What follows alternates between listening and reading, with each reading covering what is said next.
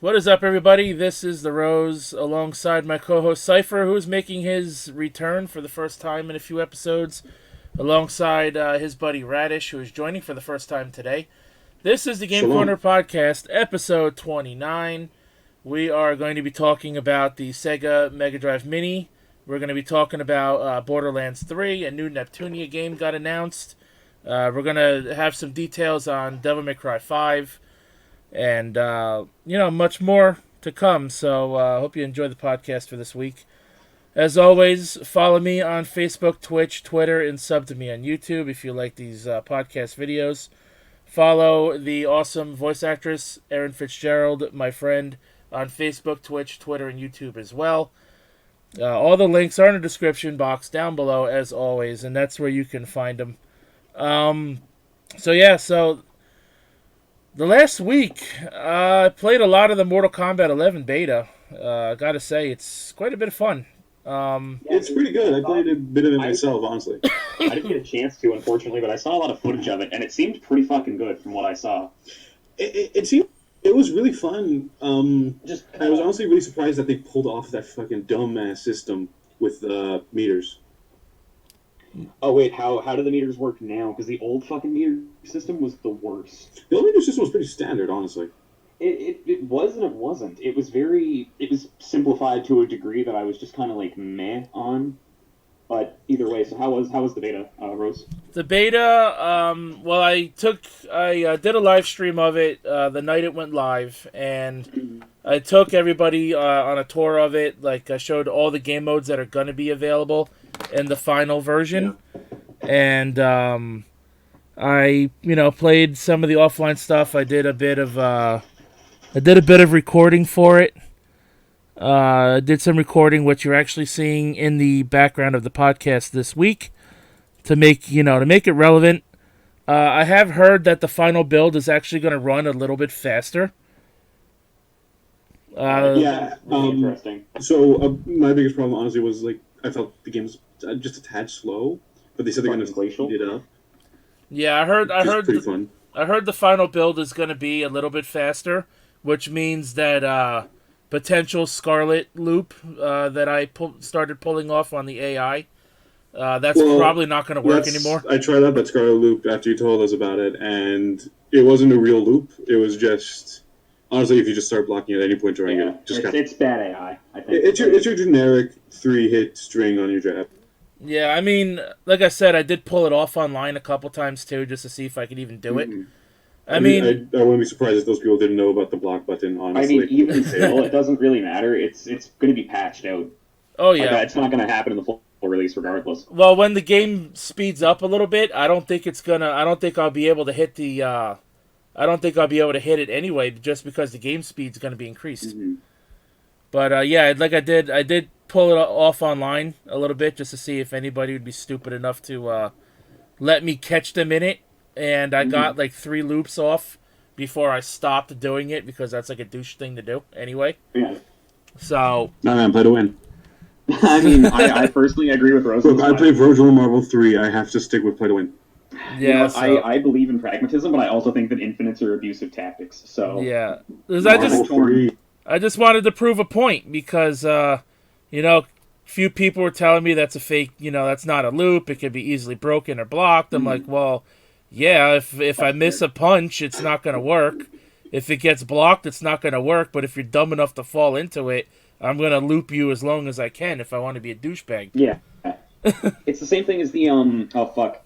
I did try it out again online also, and I had it done someone tried it out to me, and I hit Burst Your Ripple, but it was just your standard string. It didn't actually... Yeah, like a lot of BlazBlue and Eunice characters have similar things where it's like, against somebody who's not very skilled, you can easily loop the same shit, but if you have even the slightest idea of how to recover or block, it's not going to loop properly. Oh yeah, of course. But something I've always found interesting with Mortal Kombat is people don't actually have a grasp of the buttons, because there's a block button. Weird. It's a fighting game with a block button. That's kind of odd when you consider that almost every. At this point, it is an institution. Let's be honest, but it's just. I don't know. I kind of wish they would do away with it. Well, I mean, Soul Calibur and DOA have block buttons too, so. That's fair. You're right, but at the same time, those are 3-button fighters plus the Yeah. block button. Mortal Kombat This is 4 buttons is fighter. 4 Yeah. plus block, What which it makes it a bit more. really be is like, because the thing about those is that they're 3 plus block, and then you have a lot of interesting defensive mechanics too, right? Because DOA has like the whole system and parries and stuff, and I'm pretty sure that's unblocked. It's been a while since I actually touched DOA. And then you also get stuff like Virtual Fighter, which is 2 and block, but they use block as an attack button also. And then yeah, with that's really interesting. with Mortal Kombat, it has its own designated throw button too. So Yeah, I mean, I found the throw button, honestly. a lot of fighting games kind of do though, because usually it's like, oh, I can press 2 buttons together, or I can map it to one of my triggers, or one Right. of my buttons if I'm playing on a Right. controller. right, but I mean, Mortal Kombat has that by default already, whereas like most other fighting games, you got to map it. Yeah, like for BlazBlue, I had to map it. Yeah. So I've never had any problem pressing multiple buttons. Me neither. It's just I had it more for a convenience thing when I was first playing the game, But especially on Vita. Fuck yeah, on Vita it was quite not irritating, just like it wouldn't come out all the time for some reason. But to get back on topic, Rose, who are you playing the most during the beta? Because for me, it was Garrus. I wasn't expecting to like him, honestly. Garrus wasn't in the beta. He wasn't? No, it was Jade. It was Jade, Cabal, Baraka, Scarlet, and Scorpion. I'm just taking a. What the fuck? But I played quite a bit of Baraka. I'm actually glad they kept his moveset kind of the same. I played a lot of Scorpion. I played a little bit of every character, but I played Scorpion, Baraka, and Scarlet the most. The online, what I really liked about the online is so far during the beta, the online, the lag was very minimal, at least from my experiences, which is good because when the final build comes out, that means the lag is going to be pretty, minimal already. During the beta, it didn't take me long to connect to a fight, whereas in the final builds of other games like Soul Calibur and Tekken, it's taking me quite a few minutes to get into a match. Whereas the MK Beta, I was connecting to somebody within like 30 seconds. Are you sure Garrus was in the beta? Because I could have sworn I saw something. I'm looking at it right now, and I literally cannot tell because I'm seeing some people who are saying like, yeah, he's in the beta, and then I'm seeing some stuff where it's just like, oh no, this is a reaction to the reveal trailer. I didn't play much of him because I was scared to hate him because of the whole time bullshit. But I saw somebody playing him on me, and I thought he looked really cool. And in the beta, oh no, he is in the beta according to Test Your Might. Maybe it's different on different consoles. I was playing on PS4. Maybe I have. Rose was playing on PS4 too. Yeah, I mean, I haven't played it. I haven't played it since early Saturday, because maybe they changed it per day. Yeah, because I also have that could be it too. Yeah, that's a really weird system though. Yeah, I also have the MLB 19. I rented that from Redbox because the baseball season started. So I've been playing that on and off too, alongside the beta. So I haven't played the beta in a couple of days, but. How's MLB 19? If you've played last year's game, it's really the same thing. Same. Okay. They don't update the games much because they're yearly releases. You can't expect too much from them. But yeah. So the MK Beta. I played was fucking 2001. The MK Beta. Nicktoons MLB. The MK Beta, the offline, I played on easy. Very easy when I did that Scarlet thing. I didn't even bother with the offline rather. I played on medium, which is a standard difficulty, and I played on hard. And after like the second fight on medium, if you don't really know your button commands like decently enough to get you through a fight, even on medium after like the second fight, you're gonna start getting your ass kicked. So the AI seems to be scaled up. Did they keep in the thing that they had in 9NX where you could still use diagonals for the... Diagonals for what? In 9NX, they added a thing where you could use just a normal quarter circle for your down forwards. I thought it was great. That's interesting. Yeah, that's really good. See, I don't know because I always play MK with the D-pad because their moves are always like back, forward, square. Yeah, they're like charges and like weird stuff. Like and down, back, X. Like down forward. Yeah, it's like as Ish said, like down forward and stuff. Yeah, that's how I've always played Mortal Kombat with a D-pad. I've never tried doing. I've always played Mortal Kombat with the simple controls. So like having normal quarter circles is great for my muscle memory playing other games, but like playing MK specifically, it's gonna feel good. It's just gonna take some getting used to. So yeah, so that's the beta. The full All right. game. I also checked out the customizations, but I didn't really bother to learn it because it was very limited. So I was kind of like, yeah, fuck Yeah, that. they didn't put too much into the beta, but I hope there's a lot in it. Oh, I heard there's Yeah. gonna be a lot. I heard there's gonna be a It big. looked like there was a shit ton. Oh yeah, I heard there's gonna be a big emphasis on the customizations. The full game is gonna have the story mode. It's gonna have the Towers of Time. I'm not quite sure what that is right now. Probably like a Probably some way survival to mode or- bring back the whole rebooted universe. Oh, Probably. that'd be cool. Yeah, I'd like that. Obviously, we have the classic towers. That was the available offline mode. You're gonna have your standard, offline multiplayer. You're gonna have the crypt, which is where you unlock your some of your alternate costumes, the concept art and stuff behind the game.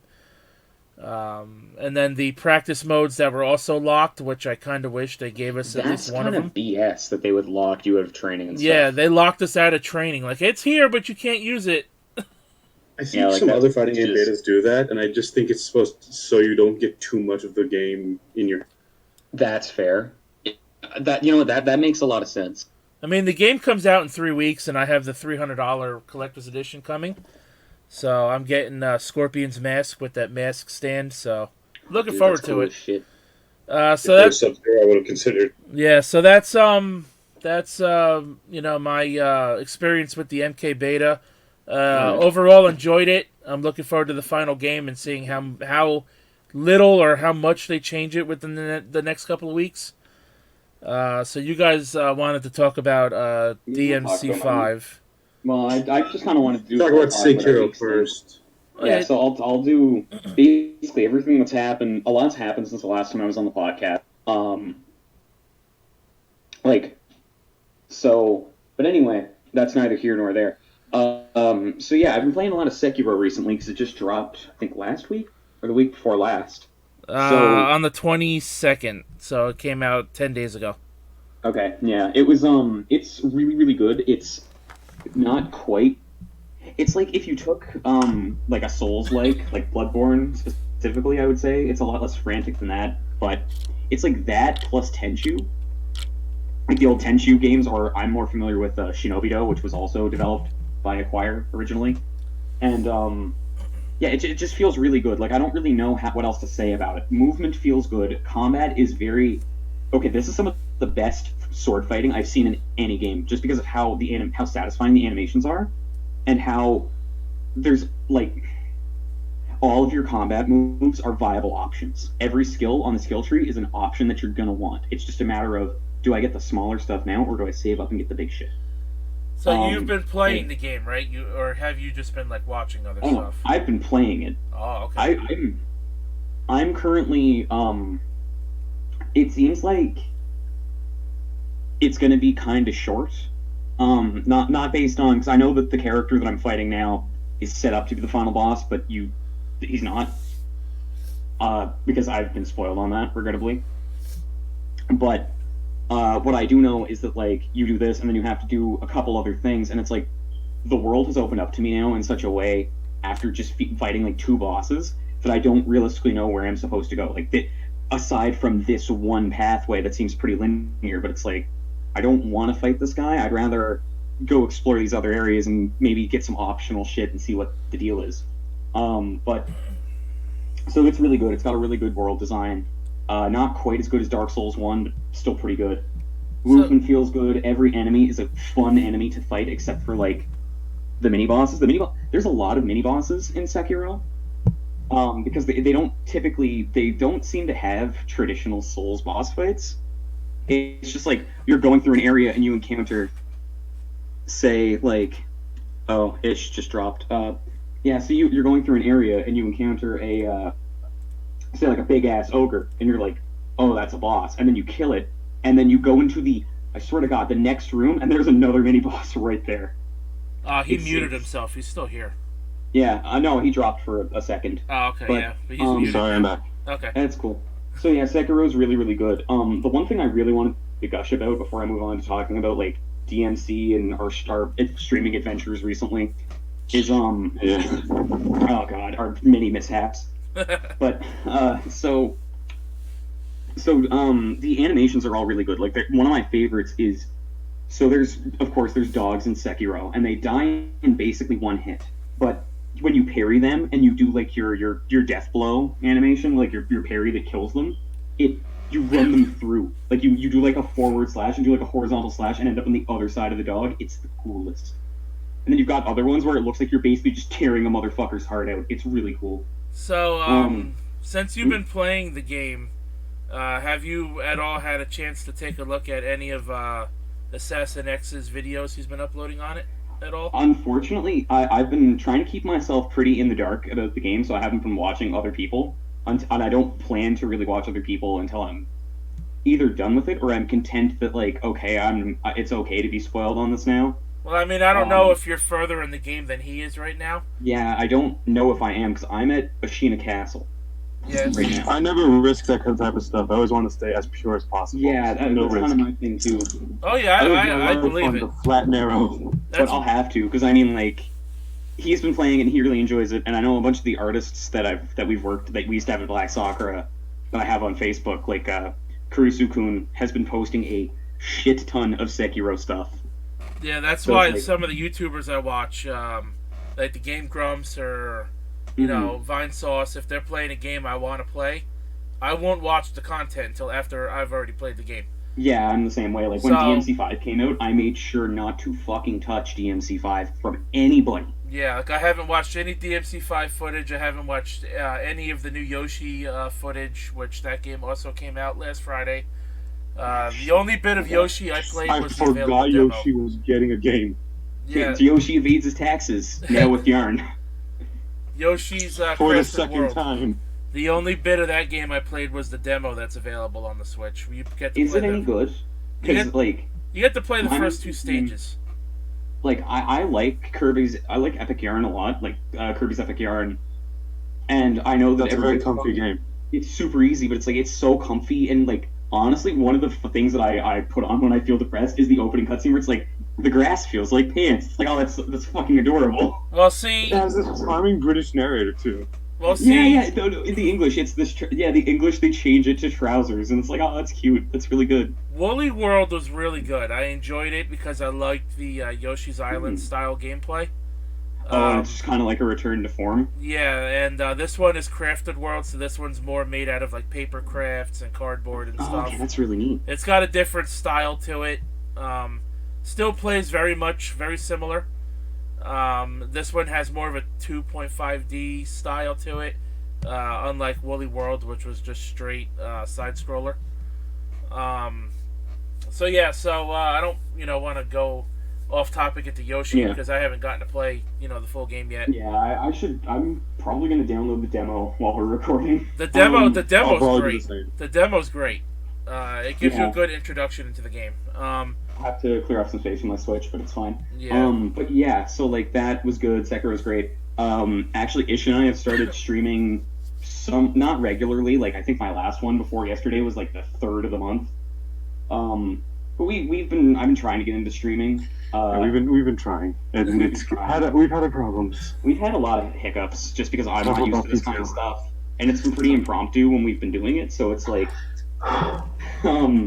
for example, we did Mega Man, and Mega Man was great. We didn't have any issues with Mega Man 1, other than I'm absolute shit at Mega Man 1, and I had some pretty bad Johns. I'll be honest. I had some pretty bad I was on stream and I was really nervous and, like, I hadn't played it. And mind you, while he's telling these stories, I'm just going to be here crying in the corner because of what happens. Mega Man's his favorite series other than DMC. I'm pretty shit at Mega Man 2, despite how much I like the games myself. So I'm only good at X1 and 7, and that's it. And the Zero series, I guess. But so yeah, we tried Mega Man. Mega Man went pretty well. It was very enjoyable. We made it to Wily 1, I think, before I cut the stream because Ish was indisposed, and I was like, I can't really carry this by myself. But also, I was just like, I think this is a good stopping point. I'll come back to this later. And now I'm at a point where it's like, I really want to finish Mega Man because it's not going to take very long, but also, like, I've gotten everything I kind of want to get out of it, too. So what's the issues you guys have been having? Is it anything with the settings? Maybe I can help it's mostly my own fucking stupidity, to be honest with you. So here's an example. Ish and I started playing Persona 2 because I'm a big. Okay, Rose, you don't know this, but most people that I know this. I am a giant fanboy for Shin Megami Tensei and Persona. I think you've told me that already. To be I think we have to some extent, but I don't think I've ever really talked about it on the podcast all that much. So I'm a big fan of this series, and Persona 2 is not a great game in terms of its gameplay. It's not really that interesting of a JRPG, but its writing is phenomenal. And we had a pretty good 4 or 5 hour stream wherein we actually, it was great. It was really good. Other than I got kind of frustrated at one point because I was like, this fucking counter rate's too high. Oh god, he's talking about Warhammer for the third time, even though I prompted it. Yeah, but then it's 4 in the morning. But so we end the stream. The audio didn't capture any audio from the game or from us. Captured all the video, 0 audio. I've had that happen when I first did. Frothing pissed. When I first did my Extra Life stream on my own in 2015. When I did the Nintendo games, because I did Mario Maker, and I did that's where the Smash Bros. Rivalry between me and Sean also started. Yeah, I love that. It caught the game audio on stream, but the mic audio did not capture at all. I was you didn't capture any pissed. audio, not from the game and not from us. I was fucking pissed because I had some fucking gold, man. On the, yeah, we did too. Especially so the mad. Smash stream, man. I was flipping out when fucking Sean reversed swept We gave me. Urameshi his dose, didn't we?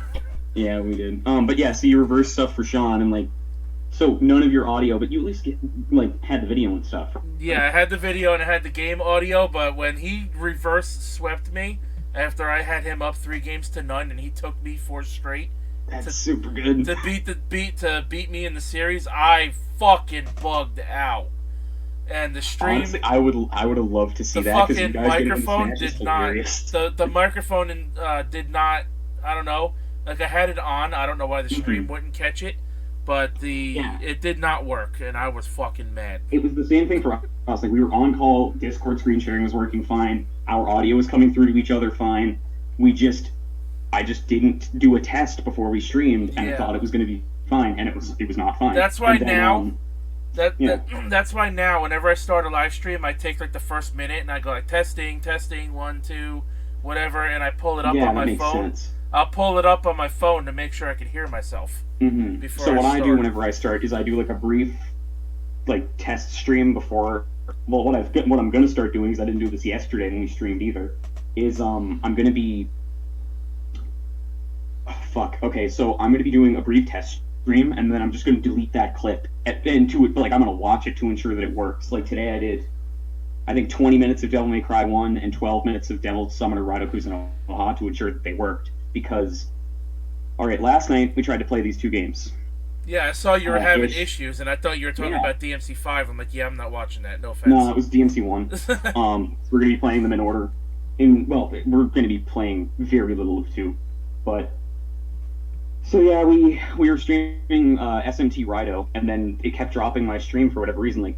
I was fine on call, but it was just OBS was having a bunch of fucking weird issues. That happens. It's happened to me on a Pokemon stream once for Let's Go Eevee. It dropped 3 times. I think it might be because I just installed the newest update. Maybe it's not super stable. Right. But, so I installed the newest update. Whatever. Rido wasn't working, and then we tried DMC1, and DMC1 cut out. I think exactly once in the half an hour that we streamed it, and it wasn't an hour and a half. Yeah, it wasn't that bad. It wasn't that bad, but it was it cut out, I think, once. And once was one too many. So, needless to say, today what I did was I grabbed a European copy of DMC1 so that we can actually play the game in English. Because we were doing the Japanese copy because the American one is fucked. Yeah, it has some fucked up difficulty. It starts on hard mode. Same with 3. Yeah, and 3 was a fucking bitch, because I have all 4.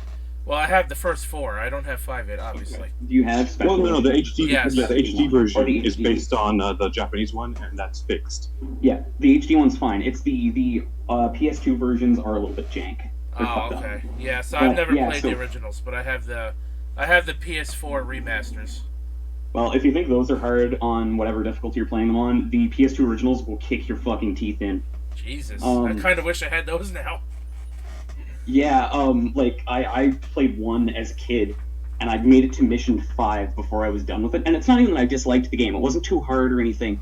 It took me a long time to get there, because that fucking first boss fight with Phantom is when you're a kid who's never played a character action game before, and you're just like, most of my experience playing action games has been like Dynasty Warriors and like a bunch of other shit. I think I might have played Bayonetta. No, I hadn't played Bayonetta until it got its re-release on Switch.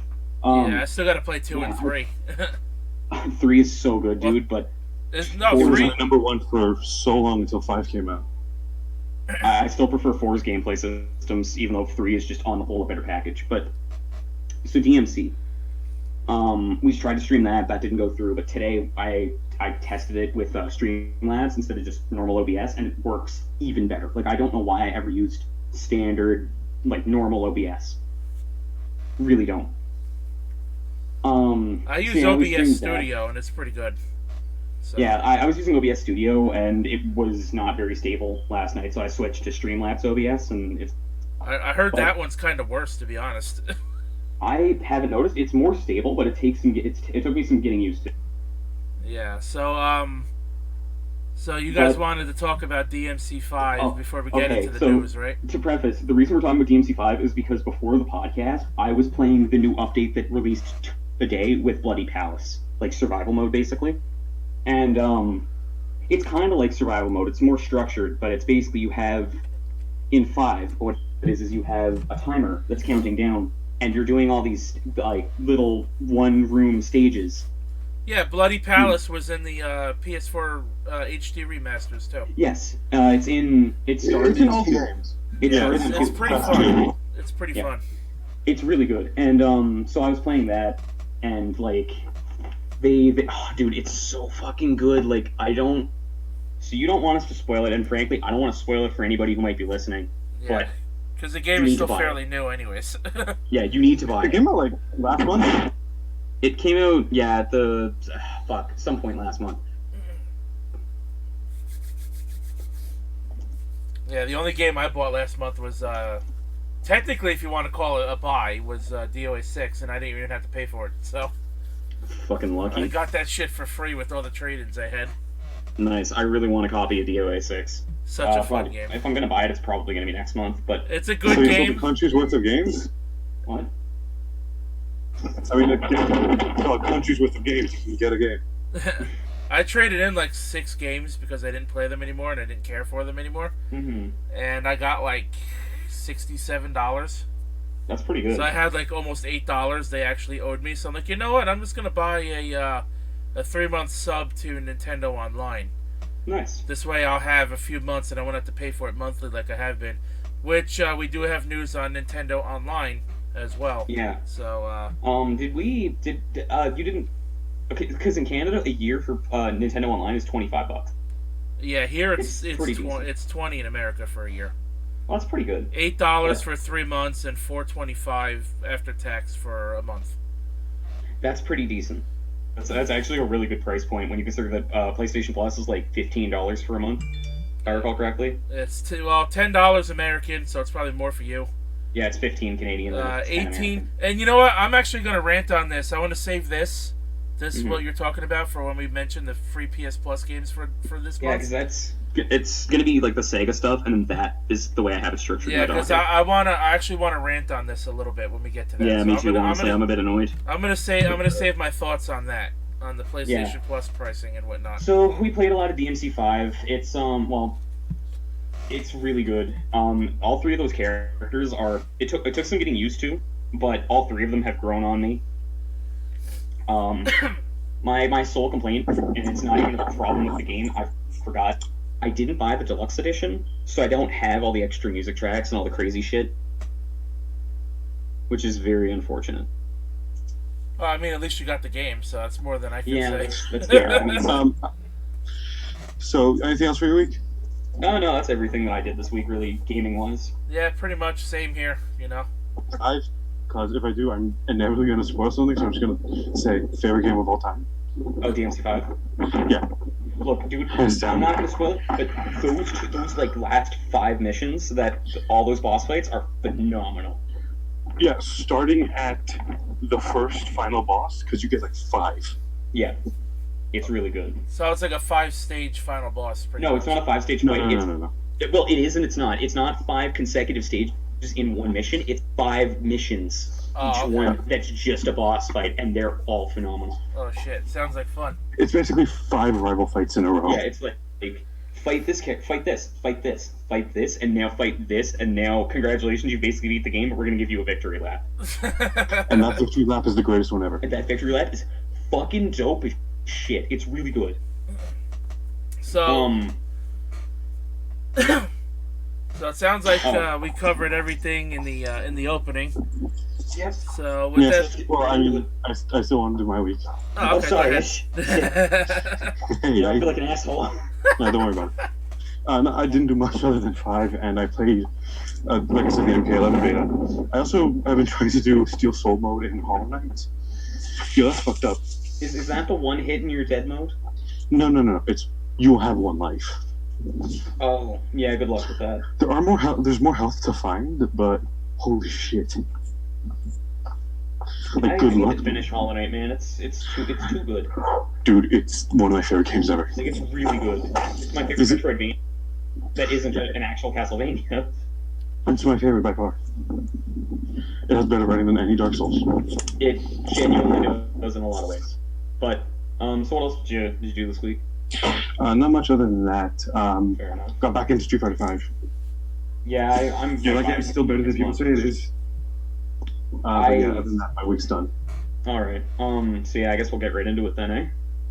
Yep. So you got the Mega Drive news. Which one did you start with? The release date? I or the started other with news? the one about the Mega Drive, like the general one, and then I did the US release. Okay. Like the US specific stuff, the one about the Genesis Mini. So basically, what I have in the docket here is that the Genesis, the Mega Drive Mini is going to launch worldwide on sometime in September. September 19th. Yes, and fuck, that's 2 days after my birthday. I might actually get them as a present. Sweet. 10 days before mine. The games will be different based on region, and some games will actually change their titles based on language. For example, Castlevania Bloodlines. The actual hardware is kind of neat because it's, from the way Siliconero describes it, it's a lot of these little like switches and tactile things, and you can push the cartridge slot down, kind of like I think the NES Classic has that too, but I don't own one. I know. So I know the SNES Classic has it, where like the original console, you'll push like the power button forward to turn it on. It still does that on the Mini, so it makes sense if they kept that. Yeah, like I hope that's what they do with the Genesis Mini, because that's really cool. And then it's got HDMI output, and then its controllers are different depending on region. So in Japan, for example, and I don't know if it's the same in Europe, but in Japan specifically, they have a 6-button controller, and in Japan and Europe, you have 2 packages for the Mega Drive Mini. You have a 1-controller option and a 2-controller option, and they're USBs. And then in the States, you have the United States 3-button controller, and you only have 2. There's no 1-controller option, you only have the 2-pack. So that's really cool. The games, you'll have 4 save states, which are probably going to be per game, because, it doesn't take a whole lot. And in the United States, so they released a crap ton of games. So did anything stand out to you guys in these? Gunstar Heroes is a very good game. Comic Zone is pretty cool. Shining Force is alright. I haven't... It's a great JRPG that nobody plays. Oh, yeah. Puyo Puyo Sue, I don't think is going to come to these states, because Probably not. that one was not. The Puyo Puyo games were never localized until... The closest recently. thing we have is Mean Bean Machine, which Yeah. is getting our US release on the Mega Drive. Yeah, so they're probably going to replace that. I don't know what Rent a Hero or Powerball is. I've heard about Rent a Hero. I've never played it or seen footage of it, though. Sonic the Powerball. It's just pinball. Sonic the Hedgehog 2 is my favorite of the Genesis Sonic games. CD for me. And It's not going to be Genesis, 3 I guess. for me. And Castlevania Bloodlines, I could see that coming to the States as well. It is. It's on their US release Yeah. list in the article. So I'm gonna gush about this shit for a minute because I'm also a massive Sega fanboy, as we discussed. Yep. You can of all the things my mom has done, I think that's the best one. Like she was Not she hard was a very competition. Sega kid. Not really hard competition, but yeah. So Sega can basically do no wrong in my eyes. Like yeah, they have their problems, but nowadays they're back on point. And I was never happier than to see that like Comic Zone is going to be released on this thing. Comic Zone's a really good beat 'em up. Hard as fuck, I but think it's one of the good. best beat 'em ups. It's one of the best. It just never finished. Good art style. Like it leaves on a cliffhanger, and then you never got a sequel. Yeah, that makes me so mad. You have no idea.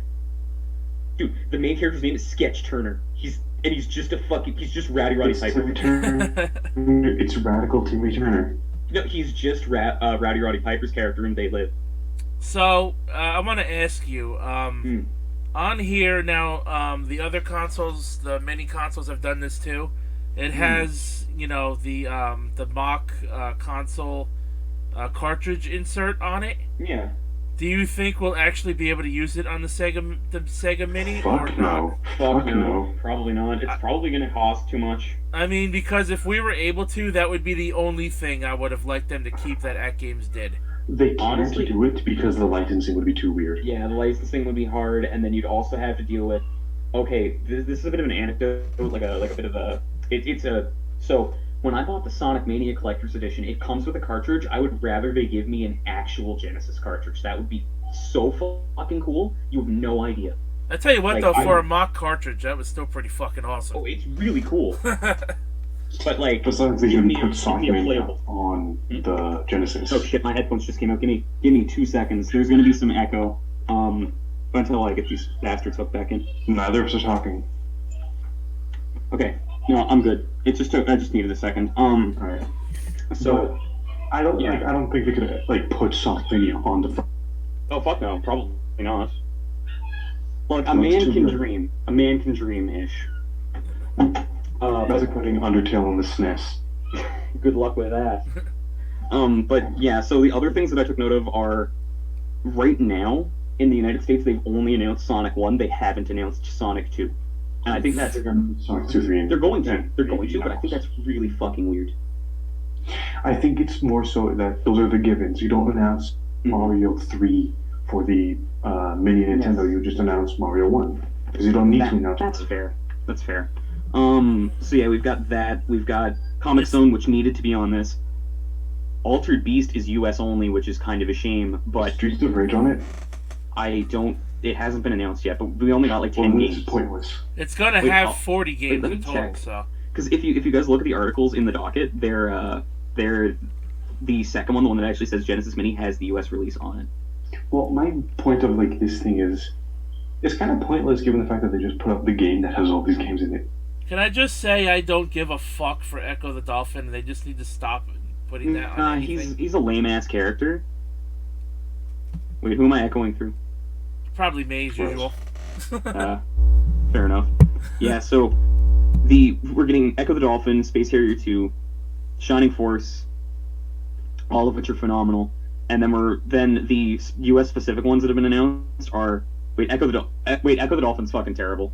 Yeah, But yes, It is. Castlevania Bloodlines is finally getting its first re-release though. I mean, I'm pretty happy with that. Toe That Jam is and awesome. Earl, to me, The is big kinda one for me is boring. Altered Beast. Like, it's not a great beat 'em up. I just think it has a lot of charm and personality because of how shitty it is. Like, It's garbage. yeah, why it's finally gonna wise flum its way, gentlemen. And like, it's better than the PS2 sequel that it got, at the very least. And to me, Toe Jam and Earl is fucking boring, so I don't give two fucks. It's really about that. boring. It has some good personality, but it's just not that great. We're gonna get 40 games in total for this thing, so the fact they only announced like Streets 10, of Rage has 3 of those. 5, 6, 7, 8, 9, 10. Yeah, we got 10 for the US. So so we got 30 games that are a Streets of Rage mystery is still. almost certainly gonna come out on it. I'm One ex- of them, probably 2. If I had to guess. It's the best Genesis game. You are objectively wrong. There was this game. There was this little game called Vector Man yes! on the 32X. Terrible. Vector Man is so cool! Vector Man is cool as shit. What about Rystar? Rystar is better than that. Look, Rystar's cool, but it's not better than fucking Streets of Rage. That Streets of music Rage is great. beautiful. I can't wait for Streets of Rage 4 to come out, to be honest. Looks really cool.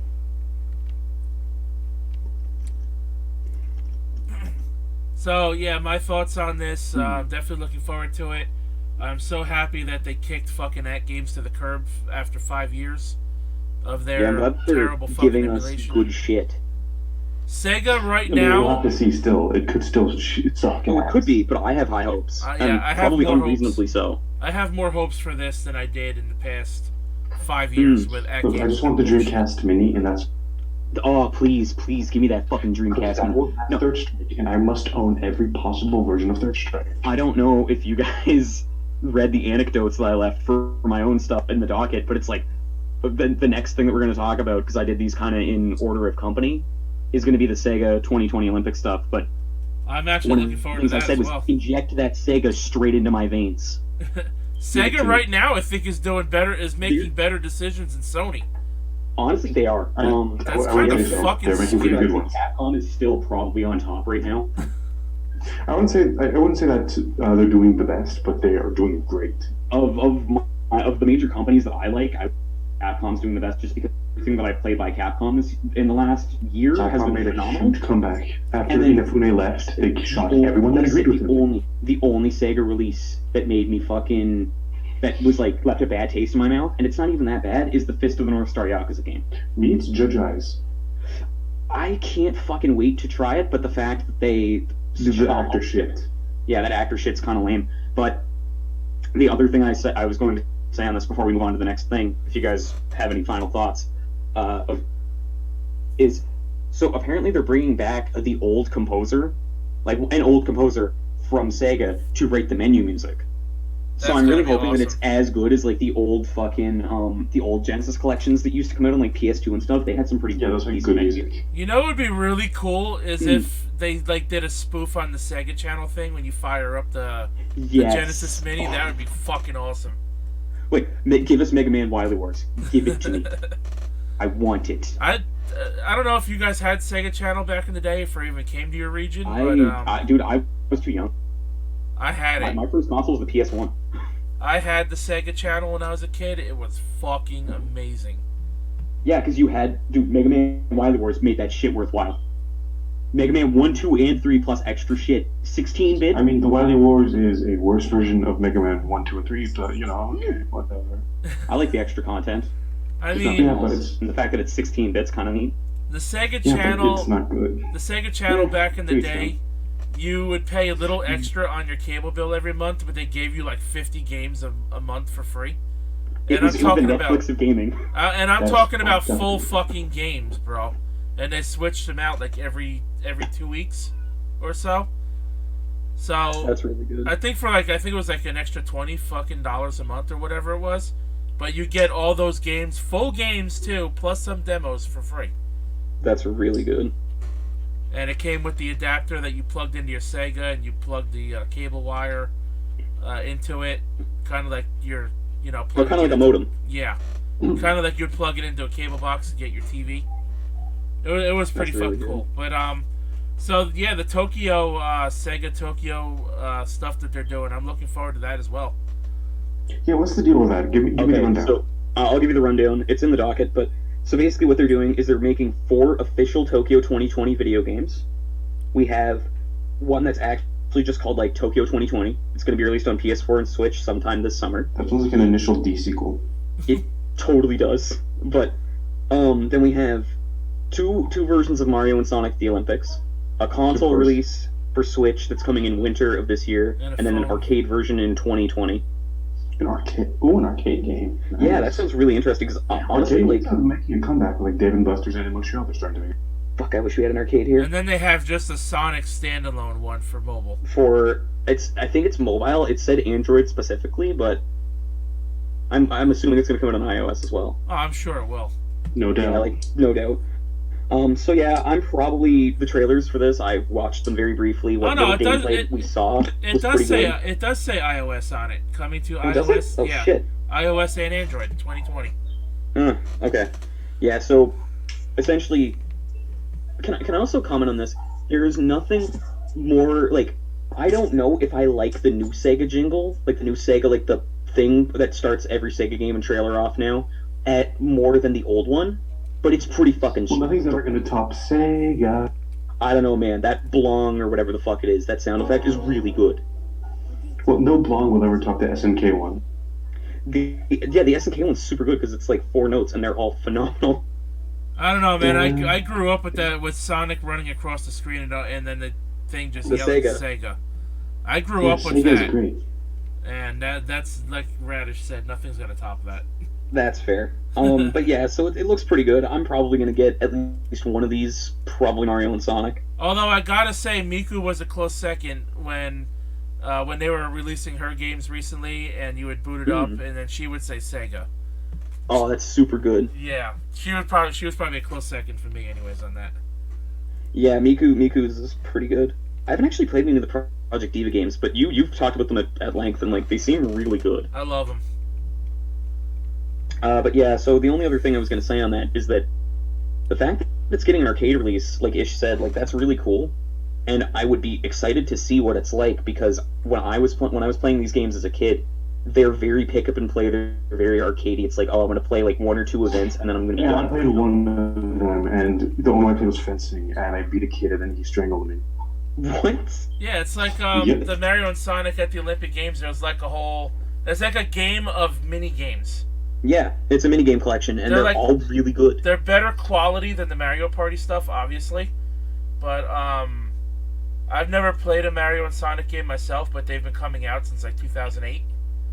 Yeah, they started with Beijing, and they gave us a Wii version and a DS version, and then I played those, and then I played the DS version of the Winter Olympics in 2012. Yeah, and so I actually like watching other people play them, just because I'm not a fan of the Olympics overall. Me neither, but they're really fun. I am gonna watch the 2020 events at the Olympics. I am gonna watch the 2020 ceremony just because I want to see what they're gonna do. Yeah, and I wouldn't be surprised if, since all these major gaming companies are based in Japan, I wouldn't be surprised if there's a game announcement or two. Yeah, I would be surprised. Honestly, I just hope that the intro ceremony has some fucking... I know, I want to say Astro Boy, but I'm really hoping that there's some Gundam in there somewhere. Well, I believe there's going to be... So they did announce what franchises would be the representatives? Yeah. Dragon Ball, Doraemon are the only anime. Sailor Moon, I think, was mentioned as well. Oh, yeah, Sailor Moon was, sorry. Oh, well, at least it and Dragon Ball got its stains. Yeah, and Mario, obviously Mario. Oh, yeah, like Dragon Ball needs more spotlight. Yeah, yeah, right. Well, that's fair, but I mean, like... The struggling indie franchise. I'm not a big fan of Doraemon. See, it's even better when you're all crackly like that. Dude, I thought he did that on purpose. I wish he did. Fuck, that would have been good. But, so yeah, so that's kind of my thoughts on it. Are like, yeah, that's really good. It's pretty fitting for the arcade. I'll probably buy it. I mean, if it's going to be an arcade, do you think it's going to be a Japan-only thing? Because a lot of arcade stuff seems to stay out there. I don't know. Probably. But it wouldn't take much work to translate some of those events either. No, I mean, it wouldn't. It's more a question of, like, how is the arcade market in the West? Still not super aggressively. It's doing better and better. It's doing better. Oh, it's doing better. It's just not great. Fuck, I'm just bitter because we don't have an arcade in my city. I mean... And I don't know if you know this, I'm fucking good at arcade games. I haven't played an arcade game since I was a kid because you really can't find them anymore. Dude, Fairgrounds, arcade games, I'm the fucking man. Like, I've gone to Fairgrounds, and it's like, you know those big teddy bears that you're not supposed to win because the games are actively rigged against you? I won those. Dude, carnies get pissed. It's the best. I won one in the punch contest thing. Nice. Oh, I cheated by being a boxer. The high pressure thing? That's fair. I cheated by being a boxer. I won ring toss, and ring toss is fucking absurd. Like, you're supposed to lose. I don't believe you because you have bad eyesight. No, I won it. I swear to God. What happened? Okay, it took a lot of money. It took a lot of money to do. There you go. Because the only reason why was because the carny was like high as shit and insulting the crap out of myself and my friends. So I was like, okay, bitch, here's $50. Give us a box of rings. Let's go. And like, everybody was tossing them, but I knew like mine was the one who got it, so everybody was like jerking me off pretty hard. It was great, and she was frothing mad. It was great. It was really good. So, how dare you do what you're not supposed to do? How dare I win at this rigged carnival game? You fucking and how dare I kind of rub it in the person's face, even though she made probably $100 off of me and my friends. Oh, Yeah, well. like, oh no, I made $100. How dare you? So It's like, oh, but yeah, and like, so there's that, You and there's rapscallion. probably arcades in Niagara Falls and out west that still have ass as their top score. And granted, they probably Dude, I put one of them in the Tekken machine over here. I'm proud of that one. Wait, what? I'm one of those guys who put ass as the top score in the Tekken I machine. mean, I see you're also a man of culture. Yeah, because like out west, or at Niagara, it was like Guitar Hero 3. Most of the songs 100% on fucking hard or expert. Ass is the top score.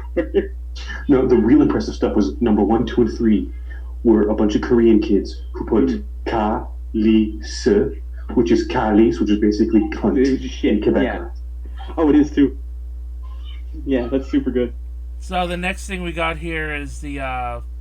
I know you put the two PlayStation things together, but I Yeah, wanted we to. might as well do the PlayStation games and Xbox games together. And Yeah, I then was gonna just say I go- wanted to keep those together, and then we'll just go to the cast thing. Sounds So good to me. So, PlayStation Plus games, we are only getting. This is our second month with only 2 games. Which Were there not always 2 games? I thought there were only 2 always. Nope. no, it used to be 6. Used to be 2 on each console, and with some overlap. Oh, well, no, they said they're done with PS3 and Vita from now on. They It Yeah, sucks. did a while ago, yeah. But this is it's really I'm really feeling it, especially compared to what Microsoft is doing. Well, I'm just happy that for the PS3 they at least gave it a good send off with Metal Gear Solid 4. That was a nice send off. What? Oh fuck! I didn't have Plus One. Ah, We used to get 6 games, and starting last month was the first time we only got 2. And this is where my rant's gonna come in, because what I think they I should think have feel like done. counting them as 6 games is a bit skewing it. They were really 2 games per console, And then a bunch not of everybody little- owned and Even everybody still- owned all of them. So, the rant I want to go off on a little bit here is Mhm. we're only getting 2 games where we were getting 4 to 6, depending on how you want to look at it. What I think they should have done is at least give us 3 games now, like kind of meet us in the middle at least a little bit. Mhm. Give us at least 3, because Xbox is giving 4. Honestly, Okay, no, even that not cash giving thing us is a 3. better deal. That's the thing, that is a better deal. However, I will say, I'm not viewing it as losing 4 games that we were getting. I'm seeing it as now people who own 2 SKUs aren't getting their 2 games. That's fair. That too, but, and like, the prices of PlayStation Plus are still the same, so you're still paying the same price, but But most technically people now only you're own getting a a little PS4 less. anyway, so they're only getting those 2 games to begin with. I don't. That's fair, I guess. It's just. I don't know. I can see both sides of this argument, but I'm more with Rose here, where it's like, as someone who owned all 3 consoles for a yep. long time, Yeah, like yep. that's really shitty. You're paying the same price, but now you're getting less because they took support away for the other 2 that you And it was owned. inevitable that they would. Oh, yeah. It's just that Yeah. they needed to be Well, they were honest, never going to lower the price, and they were never going to up the deal for PS Plus for No. PS4. So I don't see it as losing anything. I do, however, wish they would offer a bit more, just because not because of the loss, but because the competition's offering a better deal. the competition's offering better deals and better games. Well, no, it's not offering better games, dude. There has been some gold This on month PS they are. Plus. This Oh, it's month on- they are. What's from this month? Okay, well, yeah, actually, let's get into it. So, this month for PS4, we're getting Conan Exiles and The Surge. And So, Conan Exiles is something I've seen. It looks okay, I guess. But It's The not Surge great. was the thing that stood out to me. Because it was like. The way they described it in the Siliconera thing was like, oh, it's kind of like a cyberpunk story. That's really cool. But then I saw the phrase spiritual successor to Lords of the Fallen, and I immediately noped the fuck out. Yeah, that's how you did it. Yeah, I was like, nope. You're wrong. That's objectively wrong. Don't that's do what that. it is. Why? But That's what it fair. is. But why did that game need a successor? It was kind of like, sure, you know what? If they iterated upon it, it's great because like now people are getting it for free. Well, remember, there's a Lords of the Fallen 2. Wait, what? Yeah, there's a sequel. Why? Why? Because life I is wish I suffering. was on camera right now because you could see me fucking rubbing my temple, rubbing the fucking bridge of my nose, going, "Oh my god, why does this exist?" Because we're all living life, and life is pain. So- It's pain. Existence is suffering. So that game, Conan Exiles, was that the one where you were able to customize like every little detail in the Yep, character? including dick size. I was gonna say, well, that was the game, right? Yep. Oh Jesus! I mean, I think that's pretty funny, but That doesn't make it a good It's the game. universe of Conan. Can I make Conan O'Brien? I'm kind of. I don't know. Like I'm kind of surprised. Like Sony wouldn't. Like they're on a roll with censorship for fucking seemingly everything lately. Mm-hmm. I wonder if they're gonna censor that part out. See, a penis Possible. is wholesome, but none of those demon boobies. It's like we can show you all the gore that we want, but the instant that you see a 2D breast, it's like, damn it. Yeah, gotta shield your eyes. They're children. Shield your eyes. Shield your eyes. There's children out there playing the M-rated Senran Kagura. Wait, is Senran Kagura? It's rated M or T, isn't it? Yeah, it's rated M or T. The big thing with me is, hey, let's cut off this DOA stream. Put up a trailer. No, do you know what pissed me off the most about that? It was the fucking they are rated M. It's the core values of the FGC. We'll get into that. So for Xbox Gold, and we can talk about that some other time. But so Xbox Gold, you're getting the Technomancer, which I've never heard of, and I've heard of it. I've never played it, but I've heard good things. Outcast Second Contact, which again I've never heard of Outcast, but apparently it's quite good. The good one. Both of those are on Xbox One, and then the other two are the old Star Wars Battlefront 2 for 360 and 1, and that to me alone is like, that is super worth it. That's fucking worth it. Ghost Recon Advanced Warfighter 2, and like I actually kind of like Tom Clancy games because they're super methodical. I fucking forgot about Advanced Warfighter. But I forgot about Ghost Recon even existing. No, dude, the name Advanced Warfighter makes that game worth $800. Yup. It's such a So yeah, those are for What Xbox do you do? One. I fight wars. What is your job title? Warfighter. Advanced Warfighter. No, Advanced Warfighter. Yeah, I'm the best at what I do. Warfighting. But what I do isn't so nice. It's warfighting. And this is my brother, tax accountant. So I believe his client is Yoshi. He's under investigation by the IRS. So I believe Technomancer and the Star Wars game is available from now until the 16th, I believe.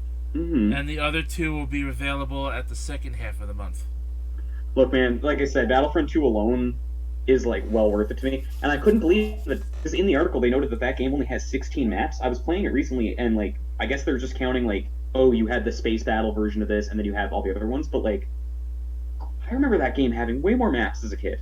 Yeah, like it was huge. And I'm not saying that because like space battles have 2 variations, and then for each planet that has a space battle, and like most stages have 2 variations. It's like no, I remember that game having like a metric fuck ton of maps on the PS2. Yeah, and we're Canadian, so we use the metric fuck ton. Yeah. I prefer using the metric fuck ton. To hell with the Imperial fuck ton. So I'm not a fan of Star Wars at all. What? Oh, that's heresy, my friend. I have never. It's fine. I've never been a fan of Star Wars. Like I have gone to see at least 3 of the movies when I was a kid because my dad's a fucking huge Star Wars fan. So he always had to drag me to the movies, and I was like, oh my god, I was so bored. That's fair. Cause I never got a chance to see any of the prequels in theaters because Episode 1 came out, I think, either... Episode 1 was one of the movies I got dragged into. Oh, you poor bastard. Okay, I can understand that. I think it was 4... It was either 4 or 5. Then I seen 6, and I seen Episode 1. Yeah, like, that's a weird collection. I saw 5 when I was a kid with my dad, and the only reason I remember it is because I burnt my hand on the heater because I was a dumb kid while we were watching it. And he was just like, "You're a dumbass," and I was like, "Yeah, I know." But so I remember I watched 5 quite a lot as a kid, and then I saw Episode 3 when it came out on DVD, and then I've only finished Episode 1 once, but I had the special edition VHSs of 4, 5, and 6 because I bought them at a yard sale, and now almost every year I rewatch every Star Wars film. I like the original trilogy, but I don't think any of the others are really that great. They're really not. The original trilogy is the only good. However, like those fucking overpublic games. Episode 3 is really good. The Clone Wars series is really good. The Clone Wars film is meh. What? Those fucking overpublic games though. Yeah, they're really good. So anyway, yeah. So Star Wars Battlefront 2 and Ghost Recon and all that other crap. Personally, I don't care for any of the games that are free this month on either of the platforms. I only like Battlefront 2. Like I don't really know much about Technomancer or Outcast or Ghost Recon, and I don't really care. then for Conan Exiles and the other one, it's like, you had me, and then you lost me immediately by including the phrase spiritual successor to Lords of the Fallen. Like, why can't you just lie to me on the internet? That's all I want. I just want someone Just to say lie. it's a Dark Souls clone. That's all you gotta say. Don't mention the bad one. Exactly. So how about Kaz Hirai retiring already after For only real being this time, too. being part of the company for a little over a year? He Well, didn't no, last he's very been long. with Sony for a really long time. He's only He's only been the CEO for like a year. No, he's chairman. He used to be chairman, president and CEO, and then last year he stepped down in like April, I think. It was almost a year ago. Oh And then, yeah, I like, see. Since 2013, yes, he's been around for a while. So I'd imagine that he was stepping down just to give the company a smoother transition, which was smart. yeah, which is what I kind of noted in the article, where I was like, his quotes in the article that we have here seem to indicate that this was his plan from the start, that he would help with the transition, and now he believes basically that Sony is in perfectly capable hands and that it's strong and that it's going to be doing great. All according to plan. I don't All know. according to I don't know if they're in perfectly capable hands, judging by their censorship policy changes. I would say all of their That decisions seems over to be the more of a past thing like with Sony 6 America months. rather Yeah, I than was going to say Sony that's more of a Japan. Sony America thing, and to be honest, Now, to be Sony fair, America's always Sony been. America actually does own Sony Japan. Sony America is now the prime company. Oh God. Oh God, no. So that's probably where that comes from. That Why, makes a lot of sense. I didn't know that, and that terrifies me. That's why I'm saying I don't think they're in perfectly capable hands. No, you're 100% right They're in now. the hands of you American dogs. Given the fact, just looking at all of their decisions lately, over the past like 6 to 8 months, and how they've been treating the Japanese branch. Yeah. Oh, which- dude, it's been horrible. Without I the guess Japanese branch, the fucking PlayStation wouldn't even exist. So. But apparently he so Kirai might be staying on as a senior advisor, whatever that means, because the current president, Kenichiro Yoshida, basically said that he hopes for Kirai's continuing support, and noted that he's basically been helping with management reform since like 2013, and that it's been doing very well. So I guess Sony of Japan still has its shit together on some level, which is Yeah, they nice. just got to deal with And it. also, I do think that, yes, those censorship things suck, but again, they're not, Sony has still been firing on all cylinders this entire generation. I mean, that's fair. My main complaint with that, honestly, is not it's the censorship itself, and then it's how they've basically stacked the deck against Japanese developers as well, because it's like, if your game falls under the censorship policy and it comes to the West, you need to make your appeal in English and do it this way. And it's like, I'm sure that they have plenty of guys who speak English, but it's kind of like, it's kind of fucked that you're not letting them speak in their native language when they're When you're a operating as Japanese company first. Yeah. Then they got to have their Oh. translators, and they probably got to hire. They got to But pay their we think translators. this all comes more. after Andrew House leaves, who spoke fluent Japanese. That's very weird, yeah. I just hope the PS5 does well next year, because if they continue this downward Well, with the trend, rumors that the PS5 will be backwards compatible, That makes me happy if that's true, but I that doubt makes my it's true. dick rock hard. Yeah, because like I'm diamond fucking status for if, that. uh, But There's that's so probably true. many fucking PS2 games that need to be played, and my PS2 Yep. can't run dual-layer discs anymore. if they keep pissing off their fan base, the PS5 isn't going to do as well as the PS4 has. Well, certainly. I don't think Well, that there's many still people care there's plenty about of this. people. I was gonna say, like, we're pretty into this stuff. I think we care about it, but like, I don't think the average consumer gives a shit. Yeah, what and it is. that's why I've been saying it's not really a big deal, but I can see both sides of the For argument. me personally, it is, and like for our little groups that we're in, like I think it is to most people. And then like I know, like Sean and Josh had like they were pissed. Dude, they had fucking like damn near meltdowns. So did I. I was really upset. I was like, why would you do this? I mean, And I then was people I was others- I still mad. think it's really shitty. I just don't think it's. I'm looking at this from a realistic For a long perspective, time, I was and like, I'm just looking at this from a marketed perspective, and it's like doing this to give it the Wii appeal. Where the Wii was nice, wholesome family. mhm. If you got the big anime titties on your console, that's not a nice, wholesome family. That's fair, but like it's the way I view it is treat people like they're responsible, and just make it like a patch that you have to have like a verified PlayStation account that is 18 plus, and then if a kid gets that, it's on their parents. It's not on Sony. Problem with that is U.S. lawmakers do not give a shit about that. That's fair. They don't be responsible. Yeah, that's The fair. parents Well, I think the issue there is honestly like parents don't want to claim responsibility. No, they just There's no they group want the less TV. responsible in the world than parents. They want the Yep. TV to watch their kids. And it's like, then you get the parents who are just like, oh, my kids are playing these anime titty games. That's horrible. It's like, well, To that I reply, what do you mean? Your kid's becoming a man of culture. it's either your kid bought that with his or her own money, fuck off, or alternatively, GameStop doesn't like, it's company policy for them that they cannot sell you a game that is camera without checking your ID. I talked to somebody, they got fired from GameStop for not checking somebody's ID. Yeah, exactly. Even though that guy turned out to be 18. Like, yeah, exactly, because it's such a liability for them that they have to. Like, remember, there's some Jack Thompson somewhere under some rock in Australia waiting, just biding his time. He almost came out with the loot boxes, but now he's looking at them anime titties. He's like, give him some of that. Like, if only he'd come out with loot boxes, an issue that's actually shitty. But yeah, anyway, actually morally questionable. See, yeah, anime titties, that's fun for the whole family. They can feed the kids, and they can, enjoy the adults. Fucking Christ. So can I just... there's many uses for anime titty too. I mean, you can lay on them as a pillow. You can do other naughty stuff with them. You can play ping pong with them. Can I just say that I fucking love Amazon right now for what they're doing? Oh, dude. Yeah, we'll talk about this Nintendo fucking Ninty Online stuff. Or was that something else besides? No, I mean, I was leading I into think that's that. the last thing we're talking about. Oh, okay. Awesome. Yeah, I wasn't sure if we were going to seg into that. Yeah, I was leading right into that. Segue. My bad. Yeah, I've been kind of taking the reins today, and I feel kind of bad because it's not my podcast.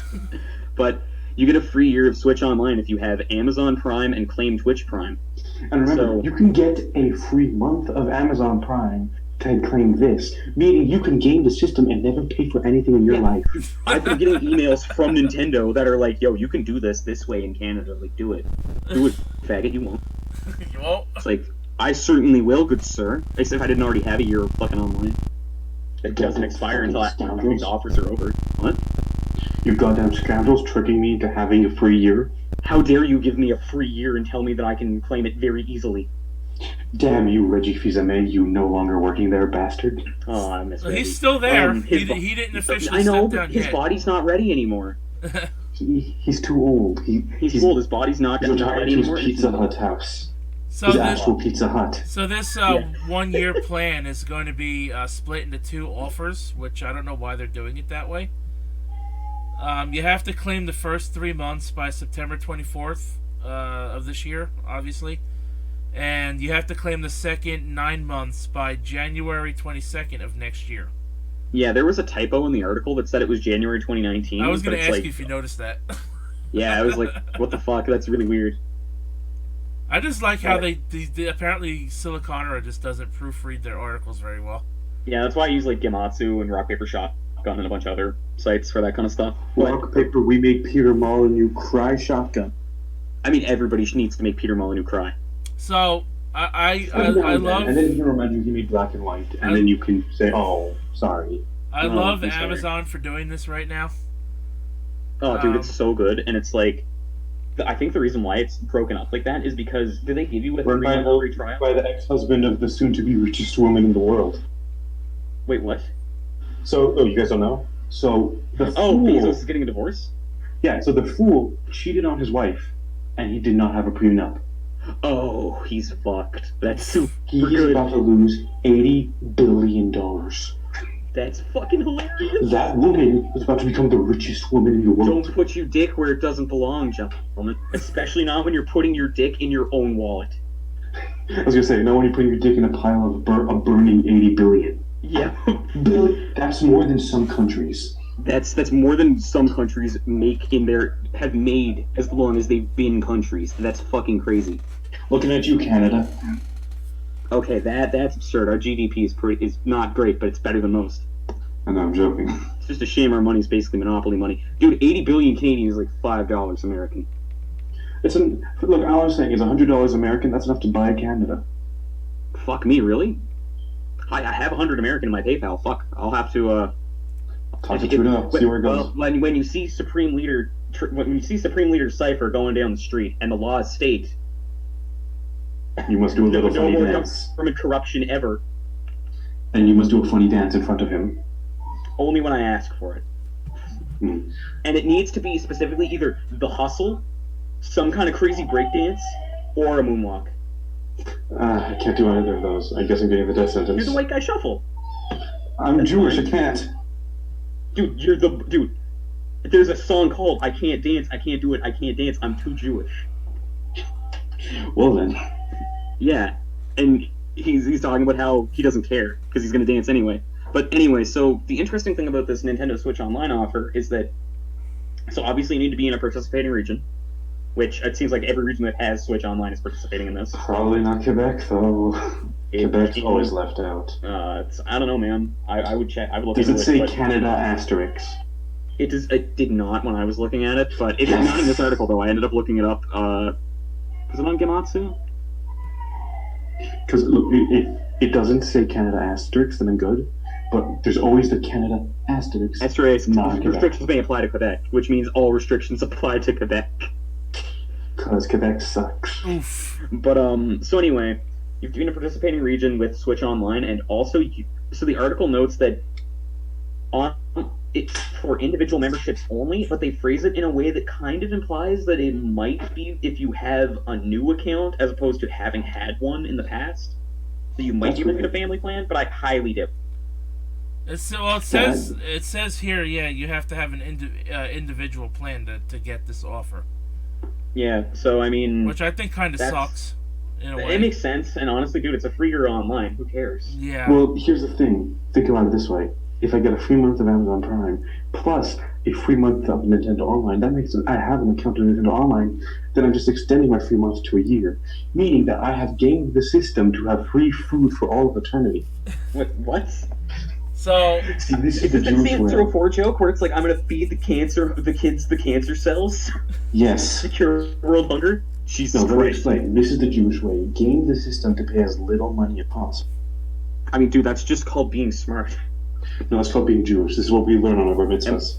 Is that why you gave me the honorary Jew card the other day? Yes. Because I've been trying to game the system. Anyway, so let's talk about the cult of Neptunia, shall we? I still had something harder to say about the Nintendo Online. So basically, when I got my 3-month card with my DOA 6 that I only had to pay like $1 and change for, that's pretty good. I have Switch Online now. I don't have to pay for it until June. So if I redeem the 3 months, the first 3-month offer, I'll be good until September, and then I get another 9 months, which means I'm effectively covered until March of next year. That's super good, dude. Brilliant. Or not, June of next year. I'm sorry. So technically with this offer combined with my 3-month card, effectively I'm going to get 15 months of Nintendo Online for $1 and change. That's super good. I'm probably going to re-up my... What I'm going to do is probably re-up my Amazon Prime next month, because I don't know if I still have Prime, I'll be honest. Like, I had Prime Student for 6 months for a while. And I don't even pay for Prime. I get it through my mom, because she has a Prime account, and my dad has it. So technically, I should actually tell my brother to get this as well for his Switch. Because I'm sure he doesn't even know about this yet. Yeah, it's a really good deal. Like, it's free. It's a phenomenal deal. I'm probably going to get it also. I'm probably... If I can, like, stack my Switch Online to have basically another... What? I think my thing expires in October or November, so it's like, if I can re-up that up to November of next year for basically nothing, that's awesome. Pretty much. I'm excited, for this NEP stuff, to be honest. Dude, I still need to play through Rebirth 1, 2, and 3, because I love Neptunia's writing. I enjoy its gameplay, but like I just every now and then I'll just pop onto YouTube, see like a quick Nep like cutscene thing, and I'll be like, man, this is charming writing, and I'll never play any games. They're so good, dude. Honestly, Nipponichi has always been like that to me, though. Their writing's always really, really charming and good. But so Compile Heart, the company that makes NepNep, had these 3 announcements at Dengeki Game Festival on the 30th, I think it was. So the first thing is called Game E-Ninja Neptunia, which has very few details right now. The only thing they're talking about is that E-Ninja will play a part of it, but they don't specify what that is. And according to Gematsu, the platforms and release date are unannounced, but it's Neptunia. It's probably going to come to everything. Is there going to be another Enix character? I really hope that it's like a Ninja Gaiden esque game, like a character action game. Oh yeah, that'd be cool. Kind of like it's probably going to be a bit of in the vein of how Four Goddesses Online was. It sounds like. What was that like? Because I didn't actually play that one. That one was like a Dynasty Warriors Light, to put it frankly. Oh, okay. So yeah, it was like character action where you pick, whoever you want to be your main, and you go around slaying like everything on the map, pretty much. Okay. Yeah, so it's that, or I'm thinking like maybe they'll do a stealth game, which would be kind of interesting. Oh, please don't be. I fucking hate I stealth. hope it is. I kind of hope it is, just because of all the Metal Gear references they're gonna inevitably put in it. So not only that, but they're also working on 2 new games, I think, or at least one other new game. It's this, and then another game and an anime OVA. Can I just say The anime OVA has actually been announced for a while. But anyway, Rose, what were you saying? I just want to say I'm actually happy that the OVA is finally coming out, because we haven't had anything on the Neptunia anime front since 2013. And I'm gonna be honest with you, I like the Nep anime, but I didn't like. It's very well written. It is very shittily animated. Oh yeah, it was not very good. It's a great like representation of the series in terms of its writing and its characters and all the fun little things that happen. But like, wow, it looks real jank. But when it comes to the anime, I kind of just wish there would be a season 2 already, because there's plenty of story that they can make a second season with. There's so much material. I just want there to be another main series game after Victory 2, because everything after V2 for the past 3 years now has been all fucking spin-offs. We have not had a proper game in over 3 years now. Yeah, it's just been re-releases and spin-offs, and from what you've talked about, like those spin-offs, most of them aren't very good. They're not. Most of them are pretty fucking... I mean, they have a lower budget than the main games. Yeah, so just by that alone, you can tell they're not as good. Mm-hmm. The spin-offs, for the most part, they're not good. Like the Producing Perfection game was absolute garbage. Neptunia Action Unleashed, that one was alright. Was that the one that was cross Sega Hard Girls? Yeah. I haven't played that one yet. That's the only I haven't played one. That one either. That's the only one in the series I have not played yet. And we still did not get Super Neptunia RPG in the West yet. Yeah, unfortunately. It is coming, but we didn't get it yet. The time has come, and so have I. But, so, this Nep and OVA, did either of you guys get a chance to look at the trailer? I know Ish probably did. The trailer for it, there's no actual voice acting, it's just the music and, like, the text. But what little animation we've seen looks fucking great. Like, really, really good. Yeah, I'm hoping they put more of a budget into this, because it's Idea Factory and Compa Hearts flagship any of the character series. designs. Yeah, and they have Sunaku isn't working on the series anymore. Huh, that's really weird. So that's why you can notice in the character designs, like, there are very slight changes to the characters' looks. I think they're all really good, though. Yeah, I still like them. All that concept art is phenomenal. But yeah, Sunako, I believe as of this year, or sometime at the end of last year, stepped down and isn't working on the series anymore. So that's a bit of a disappointment, because I really liked her work for the series. But so apparently the animation is coming this year. I'm guessing the games probably are gonna... summer, because it's called Neptunia's Summer Vacation. I'm guessing the game is going to come either at the very end of this year or early next year at some point. And then they announced a third game too, but they gave us literally no details at all. They didn't even give us a name either, so... No details, no release date, no platforms, no, not even a fucking teaser image. That's weird. That's crazy. Well, I can tell you right now, with Sony and all their censorship bullshit, I can tell you right now that there's pretty much a given that the... Well, these games aren't very, risque, so I don't think there is a... The transformation sequences can be, and there's a lot of... They've gone more in the way of sexualization, especially more with the spin-offs than the main series. But, the action games have armor break, where you it's like Senra and Kagura. You can see quite a bit of their skin, and clothing's all torn. There's quite a bit of At least every spin-off has had at least one hot spring or bath scene in them. So I mean, the mainline games don't have too much, but I also haven't played the newer ones. Like I've only played the re-releases. no, of the 1, 2, the and main 3. games don't have much of that, like hardly any. Yeah, so it's probably going to be fine. It's mainly all in the spin-offs, and if this is a spin-off, it's probably going to get censored on PS4 in some way. Because Super Neptunia RPG is getting censored for no real reason. From what I've seen, the censorship on that one for the West, what's getting censored is ridiculous. Yeah, that's what did they censor for it? Or did you talk about this on a previous podcast? I talked about it very little, but it's been a while, so I'll just mention it again. Yeah. Super Nep RPG, there's like a panty shot of for Neptune, and they're like censoring that, and it's very like it's hardly anything. It's very it's very tame. I do think when it's something that's something that's so nothing that I can't bring myself to care at all. Yeah, like I don't really care, but it's also like that's really unnecessary. Well, that's why I'm saying like if Super Nep RPG does well on the Switch, I think it's going to be a given now that all of these kinds of games are going to be on the Switch. Well, I would hope so. Honestly, that's played portably. The Switch is the Vita 2, and that it's the home for this kind of trash. Yeah, but how dare you, good sir? This is the trash that has been Febrezed and fucking like cleaned thoroughly, but it's still trash. Yeah. The best kind of trash. This is like a recycled plastic bottle that's half melted. It's Mr. Krabs' yard sale. Holy shit, it is. So have you guys had a chance to watch the Borderlands 3 trailer at all earlier this week? Before we jump onto that story, I'm actually gonna have to say I have to go. So. Oh, okay. Sorry. Well, it's been a lovely time. Fun ride. I'd love to come on again if you'd have me. Yeah, no problem, man. Thanks for coming in for a little while. And, great. See you later, dude. Catch the rest of it when it's uploaded. Yeah, I will. I just don't want to bother you guys because I've dropped 3 times this by accident. It's not that bad.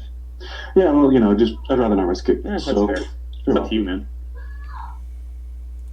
All right. So yeah, that Nep stuff is fuck. I can't wait for that OVA, man. It looks really good. Oh yeah, I'm. Can I just say the Nep anime was the only anime I've ever watched in Japanese because I didn't expect it to come to the West. That's fair. I regularly watch like a bit of each, so like a bit of the dub and a bit of sub. I think the dub for that is really good. Well, because they used all of the voice actors from the games. They did right by the games in the West. They did super faithful. It's just a shame the animation quality isn't that great. And can I just say that Erin Fitzgerald kind of tipped me off a little bit in a post, really? In a post she made on Facebook because right around the time that the show should have been dubbed, she mentioned, and this was right around the time Ebola was a thing. Yeah. When it first started and it was impacting Texas and all that shit. She posted saying she was going to Dallas for a couple of days because she had some business to take care of. Yeah. And then like 6 months later we got the announcement of the English dub of the anime. I'm like, now I know why she was there. Makes sense. Yeah, she mentioned meeting with Funimation and everything. So she kind of like dropped hints without actually saying anything. Oh, I get you. And I just like put the puzzle pieces together, and it all made sense when the dub announcement came out. So yeah, anyway, you were asking about Borderlands 3. I'm gonna be honest, man. I don't give 2 shits about Borderlands. What? I don't know. I just don't like loot shooters that much. Fuck you, man. Fucking Borderlands is great. I've heard good things about it, and its writing and like all the memes and shit, and it looks like it's a lot of fun. I just don't really like games with a multiplayer focus to that extent. Put it this way: Destiny is what Borderlands. Let me rephrase this. Destiny should have been what Borderlands is. Okay, yeah, I get you. It's honestly, I would say Destiny is more like a self-serious Borderlands. Like it takes itself super seriously, and Borderlands is just like let's just be fun. Borderlands is fucking awesome, man. I mean, this is the first game in the series in like 5 years. The last one we got was like 2014 with the pre-sequel. The pre-sequel? Yeah. And then they re-released it as the Handsome Collection for PS4 and Xbox, which had the pre-sequel and Borderlands 2. Okay. So, Borderlands 3, I saw the trailer the other day. I'm so fucking hyped about it. Apparently, we're going to get more information on April 3rd, so this Wednesday. Yeah, I can't wait for that. That's going to be... Like, I'll take a look at it for sure. Like, I was gonna watch the trailer, but I wanted to get the summaries out Right. for the docket for the podcast. But so yeah, apparently Claptrap and Tiny Tina are returning. The game was announced at PAX East, and all we got really was the trailer for information. Well, see, PAX East started on Friday, was it? Was it Thursday or Friday? I actually don't know. I know one of the guys in the Team Daibatsu server that we're a part of. He went. Because the trailer, I saw the trailer on Tuesday, I believe. Huh.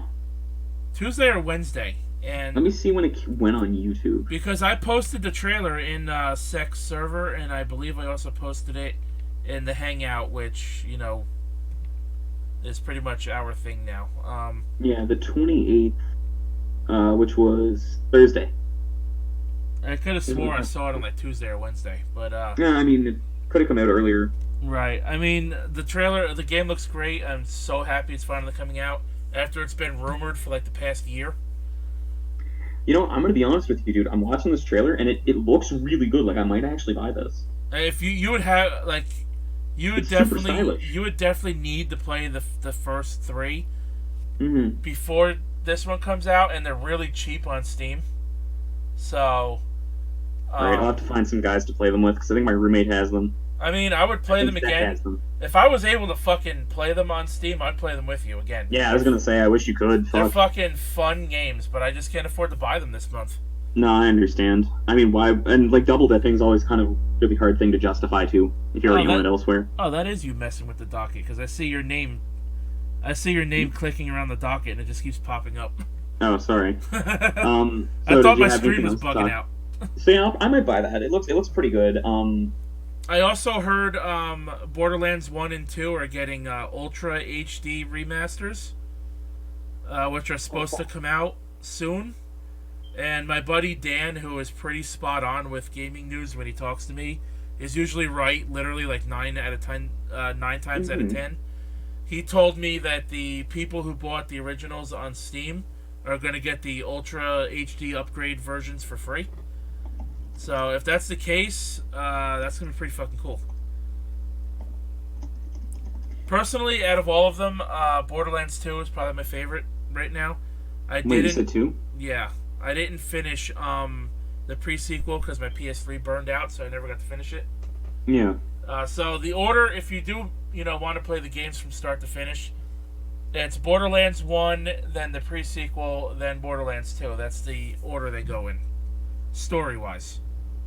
Yeah, I might give those a look. If I'm not gonna play them, I'm definitely gonna watch footage of them. Yeah, and, watch a playthrough. The games are really fucking fun, and I've got a bunch of friends in, like, I know a bunch of guys in Daibatsu play them. My roommate plays them. Like, if I get it on PS3 or something, like, wait, what do you have them on? I have Borderlands 2 on PS3 and Xbox 360, but my PS3 is dead, so obviously I can't access it. But I do have gold for Xbox. I do have the Xbox One, and Borderlands 1 I don't have anymore. Oh, okay. The pre-sequel I also don't have anymore because when my PS3 died, I traded it in. Yeah, I get you. But I'm planning to rebuy them all on the PS4. But like I said, if I was able to buy them on PS4. If you buy them on PS4, I'll probably buy them, and I'll replay them with you because they're great fucking games. Yeah, sounds good to me. So yeah, we should stream that, honestly. But, oh yeah, that'd be a good time. So look forward to that if it ever happens. But so Shantae 5 is coming out. I didn't even realize there were 5 Shantae games. I'm gonna be honest. Well, there is now. Well, there will be. Well, yeah, I mean, like, I thought that they only had 3 of them. There was. There's that one. There's the first one. There's Hat Genie Hero, and then Risky's Revenge. With the 3 that I remember. Yeah, but you're missing the very first one that came out on the Game Boy Color back in 2000. No, I said the first one. Oh, you did mention that one. So there's the Look, original one. There's the original one that came out in 2000. There was Risky's Revenge, The Pirate's Curse. Oh, that's the one I'm forgetting. Is Pirate's Curse. Half Genie Hero. Half Genie Hero, and then this one. Yeah, this one will be the 5th one. Yeah. I played the original on an emulator, but because I played it on an emulator, it wasn't that great. I kind of wish they would re-release the first one somehow. Yeah, like remake it or something. Remake it or remaster it enough so that it would belong on the current gen platform with the Yeah, other like ones. put it on Switch or put it on if even though the 3DS is basically dead, like the 3DS eShop has a lot of Game Boy Color games, just put it on the 3DS eShop. Right. I It's not mean, there. I played all of the ones that are on the current consoles. I have Risky's Revenge, the director's cut version Yeah. on PS4. I have Half Genie Hero, and I have Pirate's Curse. So Okay. I'm looking forward to this one. Can I just say that the render for the character they used is absolutely adorable, Oh, she's really cute. and I like how they used her ponytail and to make the number 5 for the logo. Yeah, it's super good. That little short, like 2-second GIF that they posted in the Siliconer article is like, yeah, it's only 2 seconds, but the animation looks really good, and her design is really good. Like, it looks like it's gonna be good. Just based, if I'm using that as the judge. Yeah, her redesign looks better. Her character design looks better now than it did in the previous games. If you've never put, well, I'm sure you played Shantae, obviously. If you I actually haven't. I haven't. I've seen playthroughs of Shantae though. So you've never played them. It's Unfortunately, no. pretty fun games, and they're pretty cheap. I think when this one comes out, it's going to be at least $20 to start. But they do go on sale frequently on the PlayStation Store. So I'll have to buy them then. they're, There's really no excuse for me not to, because they seem like they're right up my alley. yeah, they're pretty good side-scrolling games. Side-scrolling action games. They're pretty cool. Got plenty of puzzle segments. And you got to figure things because out. you have to use like her transformations or her powers or whatever in a really unique way, which is really good. I wonder, because like Shantae, the first one came out in like 2002. Because I was just looking into it. Oh, I thought it was 2000 or 2001. I thought it was. No, it came out like the GBA had already been out basically for a while. It came out on the the Game Boy Color, or was it the GBA? Yeah, it was the color. Wow. So I think that that kind of explains a lot of it, why it looks so good and seems to play as good as it does. But what I thought was really weird was that they confirmed that they're not going to be needing a Kickstarter for this, and that the game is already in development and will be coming out this year. And I say that's weird. That's not entirely accurate. Like, that's me fucking up my words. It's really good of them to do that, actually, to be like, hey, we don't need this stuff. We're grateful for your support, but also like, it's going to be coming out this year. Right, and I think because they've been making enough money once they like rebooted Shantae with the first release a few years ago, and then they crowdfunded the last two, and then they did well enough so that Way Forward, I guess, doesn't need our help anymore. Plus, they released quite a bit of DLC for Half Genie Hero, which I'm sure plenty of people also bought. So yeah, I'm kind of happy to see that, honestly, because like, what I was gonna say about that is that too many devs, especially AAA ones, they announce games and it's like, it's never gonna come out, or it's not gonna come out in a form that we were hoping really matters. Yeah, like Mighty Number fucking Crime. Yeah. Oh, two. You mean Mighty Number 2? Yeah, Mighty Number shit. But in all seriousness, awful. yeah, like Mighty Number 9, or I'm gonna be honest with you, Bloodstained looks phenomenal. But because of like Ritual of the Night looks good, Curse of the Moon plays extremely well. It's the best 8-bit game I think I've ever had the joy of playing. I actually played that one a few weeks ago because it was one of March's Xbox games. Nice. Games It's Gold. really good, eh? Yeah, it's pretty fun. I like it. But holy shit, I couldn't believe, like, I just because of how shitty Mighty Number 9 is, and like I've recently learned that Inafune is kind of a fucking scumbag. Oof. I don't have my hopes up, even though Iga is a phenomenal designer, just because of how bad Number 9 was. And I'm glad I didn't pledge to Number 9. Yeah, me neither, knowing how it turned out. Yeah. It was so bad, it ended up being... I was going to pledge to Bloodstained, but I didn't have the money. It was Mighty Number 9 ended up being so bad that it eventually became a PS Plus freebie. Yeah, it did. and I didn't download it on principle. It was still bad. I played like the first 3 stages, I'm like, this is garbage. Dude, just looking at that game, it's like this. Do you know what's crazy to me? So Inafune made that, and it's like, oh, I'm gonna make a Mega Man spiritual successor. Do you know what's a better Mega Man spiritual successor that everybody needs to play? Azure Striker Gunvolt. Yes, I was just thinking of get that it on game. Switch. It's so fucking good, and like, The gameplay is so good, dude. It's Mega Man Zero. It's just Mega Man Zero, but like You know how many infinitely better. times I almost bought those on Steam and never followed through? Did you buy? But you bought them on Switch, right? No, I never bought them at all. I'm just What? saying. Dude, no, buy them on Switch. Buy the combo pack on Switch. I'm just saying. You know how many times I almost bought them on Steam and never followed through? That's upsetting to me. To be fair, though, I even asked in the chat a couple times. I'm like, do you guys know anything about these games? Do you think I should buy them? I'm not active in that chat enough, I guess. Because I would have, if I had been playing them, I would have told you to buy them in a fucking heartbeat. I almost They're bought them. I almost bought Freedom Planet a few times too, and that game I've was heard fucking Freedom awesome. Planet's pretty good, but I haven't played it. It looks good. Like it's definitely, you could tell it was definitely like a remodeled Sonic 3. Definitely, I've actually just used my Switch as kind of an indie machine, to be honest. These days, huh? Speaking of like more niche stuff, unless you had anything else to talk about for Shantae. No, I mean we pretty much nailed it with that one. I'm just waiting for it to come out. Can't wait for it. Ah, dude, I want to see. I want to see a trailer. What I want to see, I want to see Shantae try 3D one day, just to see how it would work out. Someday, yeah, but I think for now, like they've got 2D down to a fucking science, from what I can tell. They're some of the best 2D games right now. I'll definitely be trying that one out, and I might actually play the first one via an emulator at some point. But anyway, so did you play Labyrinth of Refrain at all? Because I did, and I thought it was pretty good. I wanted to play it, never got around to it.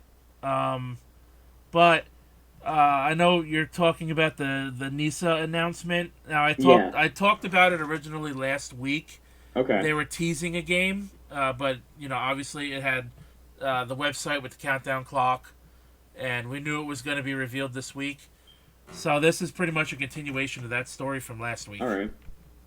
So what happened was they announced a sequel to Labyrinth of Refrain called Labyrinth of Galeria, and it's going to be coming out on PS4, Vita, and Switch in July in Japan, with the limited edition will be announced pretty soon. So I'm assuming that we're probably going to see it sometime in the next year stateside, probably later, like fall, winter this year, or like early 2020, if I had to guess. But so the game is kind of a sequel to Refrain, but from what I could tell from the interviews in this Siliconera article, so it seems more like a spiritual successor, because they have a lot of the same people working on it. Like the director is the guy who wrote the first one. The composer and character designer are the same guys who've been working on basically every Nippon Ichi game since Disgaea, and before Disgaea, like Makai Kingdom and Phantom Brave. Right. So apparently what they said was that the game and setting will be new, and that what they wanted to do was kind of like evolve the world from the first one, which I think is really neat. Like I only played the demo of the first one, and it's my favorite dungeon crawling game in that style. It's like, I love Persona, and like Persona 1 has a very similar style to Labyrinth of Refrain. It's not as good. Class of Heroes, not as good. Etrian Odyssey, which is also made by Atlas, not as good. The old Shin Megami Tenseis, not as good. But this is like, I don't know how to describe it. Like, yeah, it's a NISA game, so it's got a lot of personality and it just pops and feels fun. But it's in a genre that I always hated, and I loved Refrain. But so Galeria has these really interesting mechanics where they said that you can summon a tank, and you're not gonna be able to give it any commands, but it's like a supplement to your party, and I think it's a really unique mechanic in a game like this, where it's like, because you either have two options. You have the option of you can only control like one or two characters, which is kind of a very old school thing, or you have the idea of you can control everyone, and usually it's not both. And in this one, they're giving you a bit of both, where it's like, oh, I'm going to summon this thingy, and it's going to basically be like a dummy or a decoy. It's going to be a meat shield. And apparently, obviously the story and the setting is going to be new. Apparently, all the characters are going to be all new as well, according to the article. I'm kind of sad about that though, because I like the witch lady from the first one. I think she's got a really strong design. I mean, normally with a sequel, they keep like some of the staple characters around and they introduce new ones. I'm sure they will. I mean, I haven't played, like, I haven't finished the first one because I only played the demo. What is her name? Oh, her name is Duskwish Dronia. Man, I hope that character makes her return because her design's really good and her personality is super good. Like, she's such a bitch. So they did reveal a few of the characters in here. Energetic and optimistic Eureka, however you want to pronounce it. A witch known as Madame Melta, Madame Melta, and her granddaughter named Perico. Yeah, there's no actual images in this article. I'm gonna check. Let's see, Labyrinth. I doubt that they're anywhere else because they would have probably put them in. The only look with, like, Gematsu. The only thing about this announcement was I'm kind of disappointed it wasn't Disgaea 6. You know, I am too, but I haven't finished Disgaea 5 yet, so that's fine. Well, I mean... so you can see some of these designs in this Gematsu article that I'm about to put in the chat. They look... Oh, wait, shit, that's the wrong chat. They look alright. So, well, from, what when it comes to Disgaea games, even though you didn't finish 5, like 6 will have its own story, so it won't matter if you don't finish 5. Yeah, that's fair. I really like those games, and it's like, I don't want to buy the next one until I finish the one that I have, because I'm unlikely to finish it. I mean, these character designs are so fucking Nisa. I mean, you could tell. Oh, it's the same guy, dude. He's worked on all of their games since, like, their first one. I mean, this guy's a fucking legend, pretty much. Oh, he's really good. Like, I was looking at it, and, okay, his Wikipedia page, he has an entire section explaining how he designed, Plein Air, right? Yes. There's an entire section explaining how he described Plein Air. I forgot what game she's originally from, but she was DLC characters in the Disgaea games. She's kind of Nippon's mascot. So, like... I always thought that was a Prinny, because they always use the Prinny for something.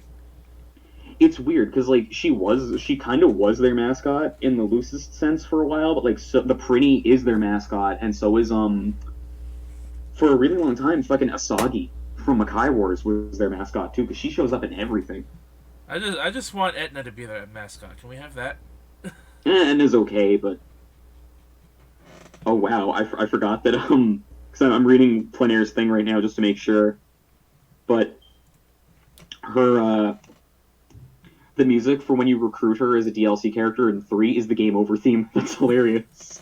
So, when it comes to, a game like this, Disgaea 6 was announced last year that it is going to happen.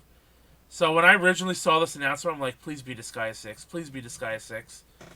And the fact that it's not, disappoints me a little bit, but I like most of what Nisa does. So, I haven't kept up with their games recently because they've been making, some shoddy stuff.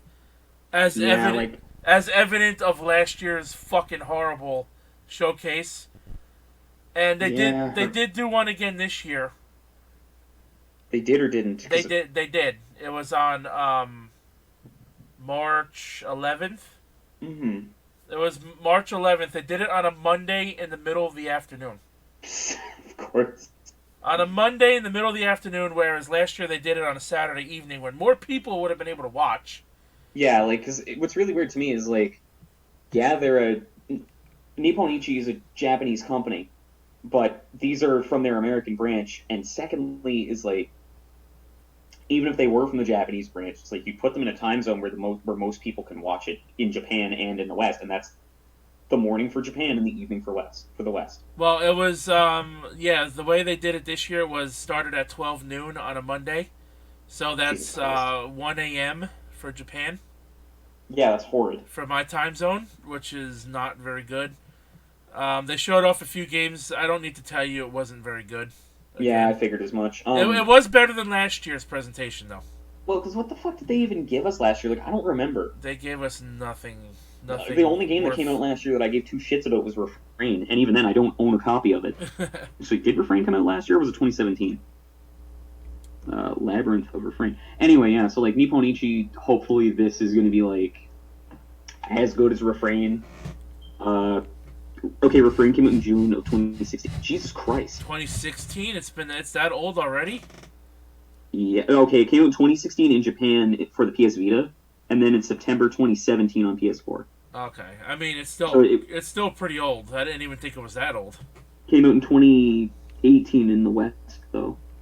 That's why it's September 2018 for the West. Oh, okay. So it's Fuck not. me, I should have bought that with my birthday money last year. It's not Oh, that well. it's not that old for us, but it's still kind of an old game if you think about It's it. still kind of old, but either way, I mean, it's an 8.8 game and they age pretty friggin' well. I'll be honest. Oh yeah. Um, So yeah, that being said, I guess we can move on to the last thing, which was Yeah. Games talking, sharing updates on Grand Blue Fantasy after the departure of Platinum Games. Yeah, so basically what happened was Platinum's contract expired or some stuff happened. I don't actually have all the details. I'm sure you probably covered this in a previous episode. Well, I talked about it a little bit, but this is like the Mhm. first time they're actually coming out and speaking for themselves about the game.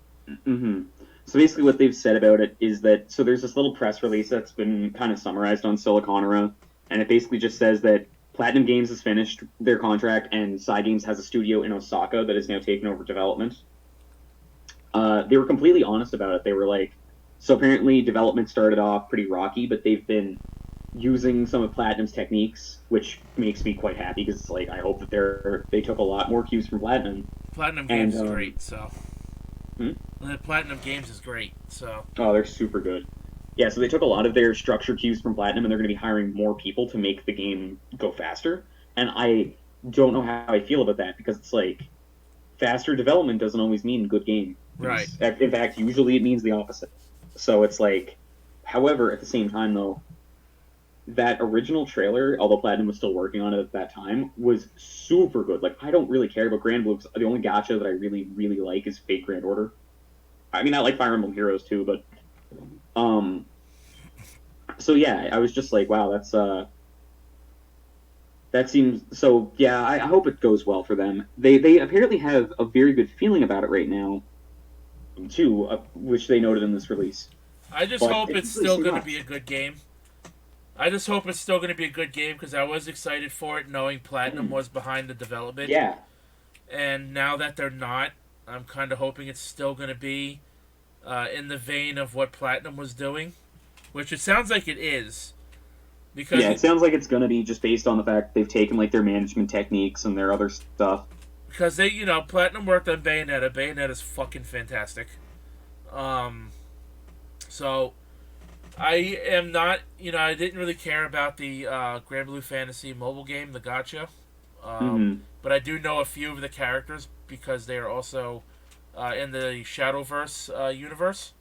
Nice. So I am familiar with Cerberus and Vania and some of those characters that I hope that are going to be in this game.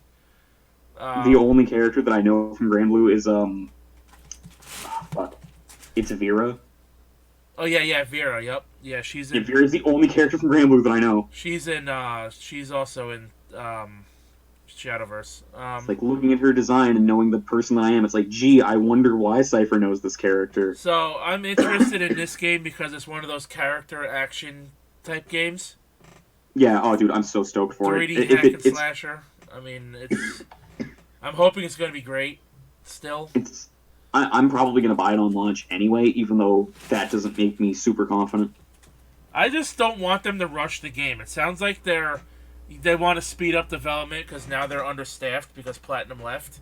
Yeah, that's fair. I just don't want them to hire people that aren't really, familiar with their techniques And the stuff they're trying to make, or right, like, and the stuff they're trying to I make. just hope they don't rush it. Honestly, that's my main Right, concern. and I don't want them to rush it and then we get a subpar product to where we could have gotten something better if they would have taken more time, and even if they had to delay it, maybe another year. Because look at Metroid Prime 4.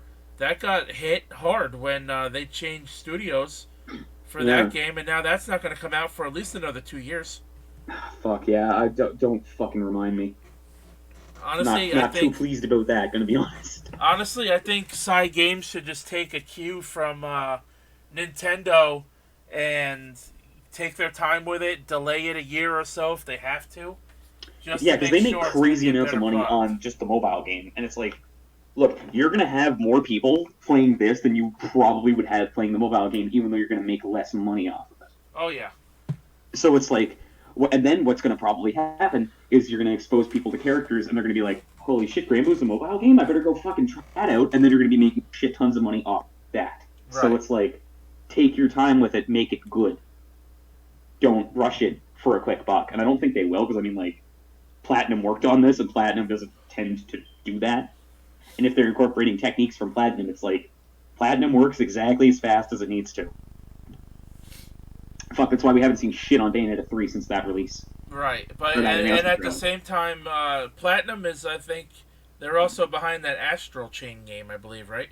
Are they? I haven't looked into that. I think they are. I'll have to give that a look after we're done. But because that game looks very similar to Bayonetta.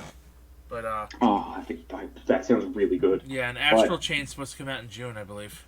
Oh, okay, yeah. When that comes out, I'll probably buy it just because I'm kind of a Look, Platinum's great, and guess where Platinum got its start? Good old Sega. So of course. Fucking Sega, man. Fucking Sega strikes again. Oh god, what's his name? It's, as I said earlier, it's inject that Sega straight into my veins, Satomi-san. Speaking of Sega, did you by any chance take the Sega survey? I did, yeah, but I didn't. Unfortunately, they didn't let me, because it's only United States. They didn't let me choose Canada as an option. Really? So I didn't enter the contest with it. I just wanted to give Sega my feedback. Oh yeah, see, I didn't care about the contest, but I wanted to give them my feedback because I grew up as a Nintendo kid, but I got a Genesis with Sonic 2 in 1995. Nice. Probably like not long after, or I'd say not long before, we got the Sega Saturn in the U.S. And I've become a Sega fan, ever since, and I've kept an eye on what they were doing. Again, I got a Dreamcast in 2001, right before the console died. Or I should say, right around the time the console died. Dude, the Dreamcast was going to be the winner of that generation, if not for the fact that Sega kind of pulled the plug on it. Well, yeah, because once Microsoft said, "Hey, we're making a game console now," and I guess Sega felt like they just couldn't compete anymore. Yeah, which is a goddamn shame, because like the PS2 was the best console of all time. Oh yeah. The Dreamcast was pretty fucking revolutionary when you think about it.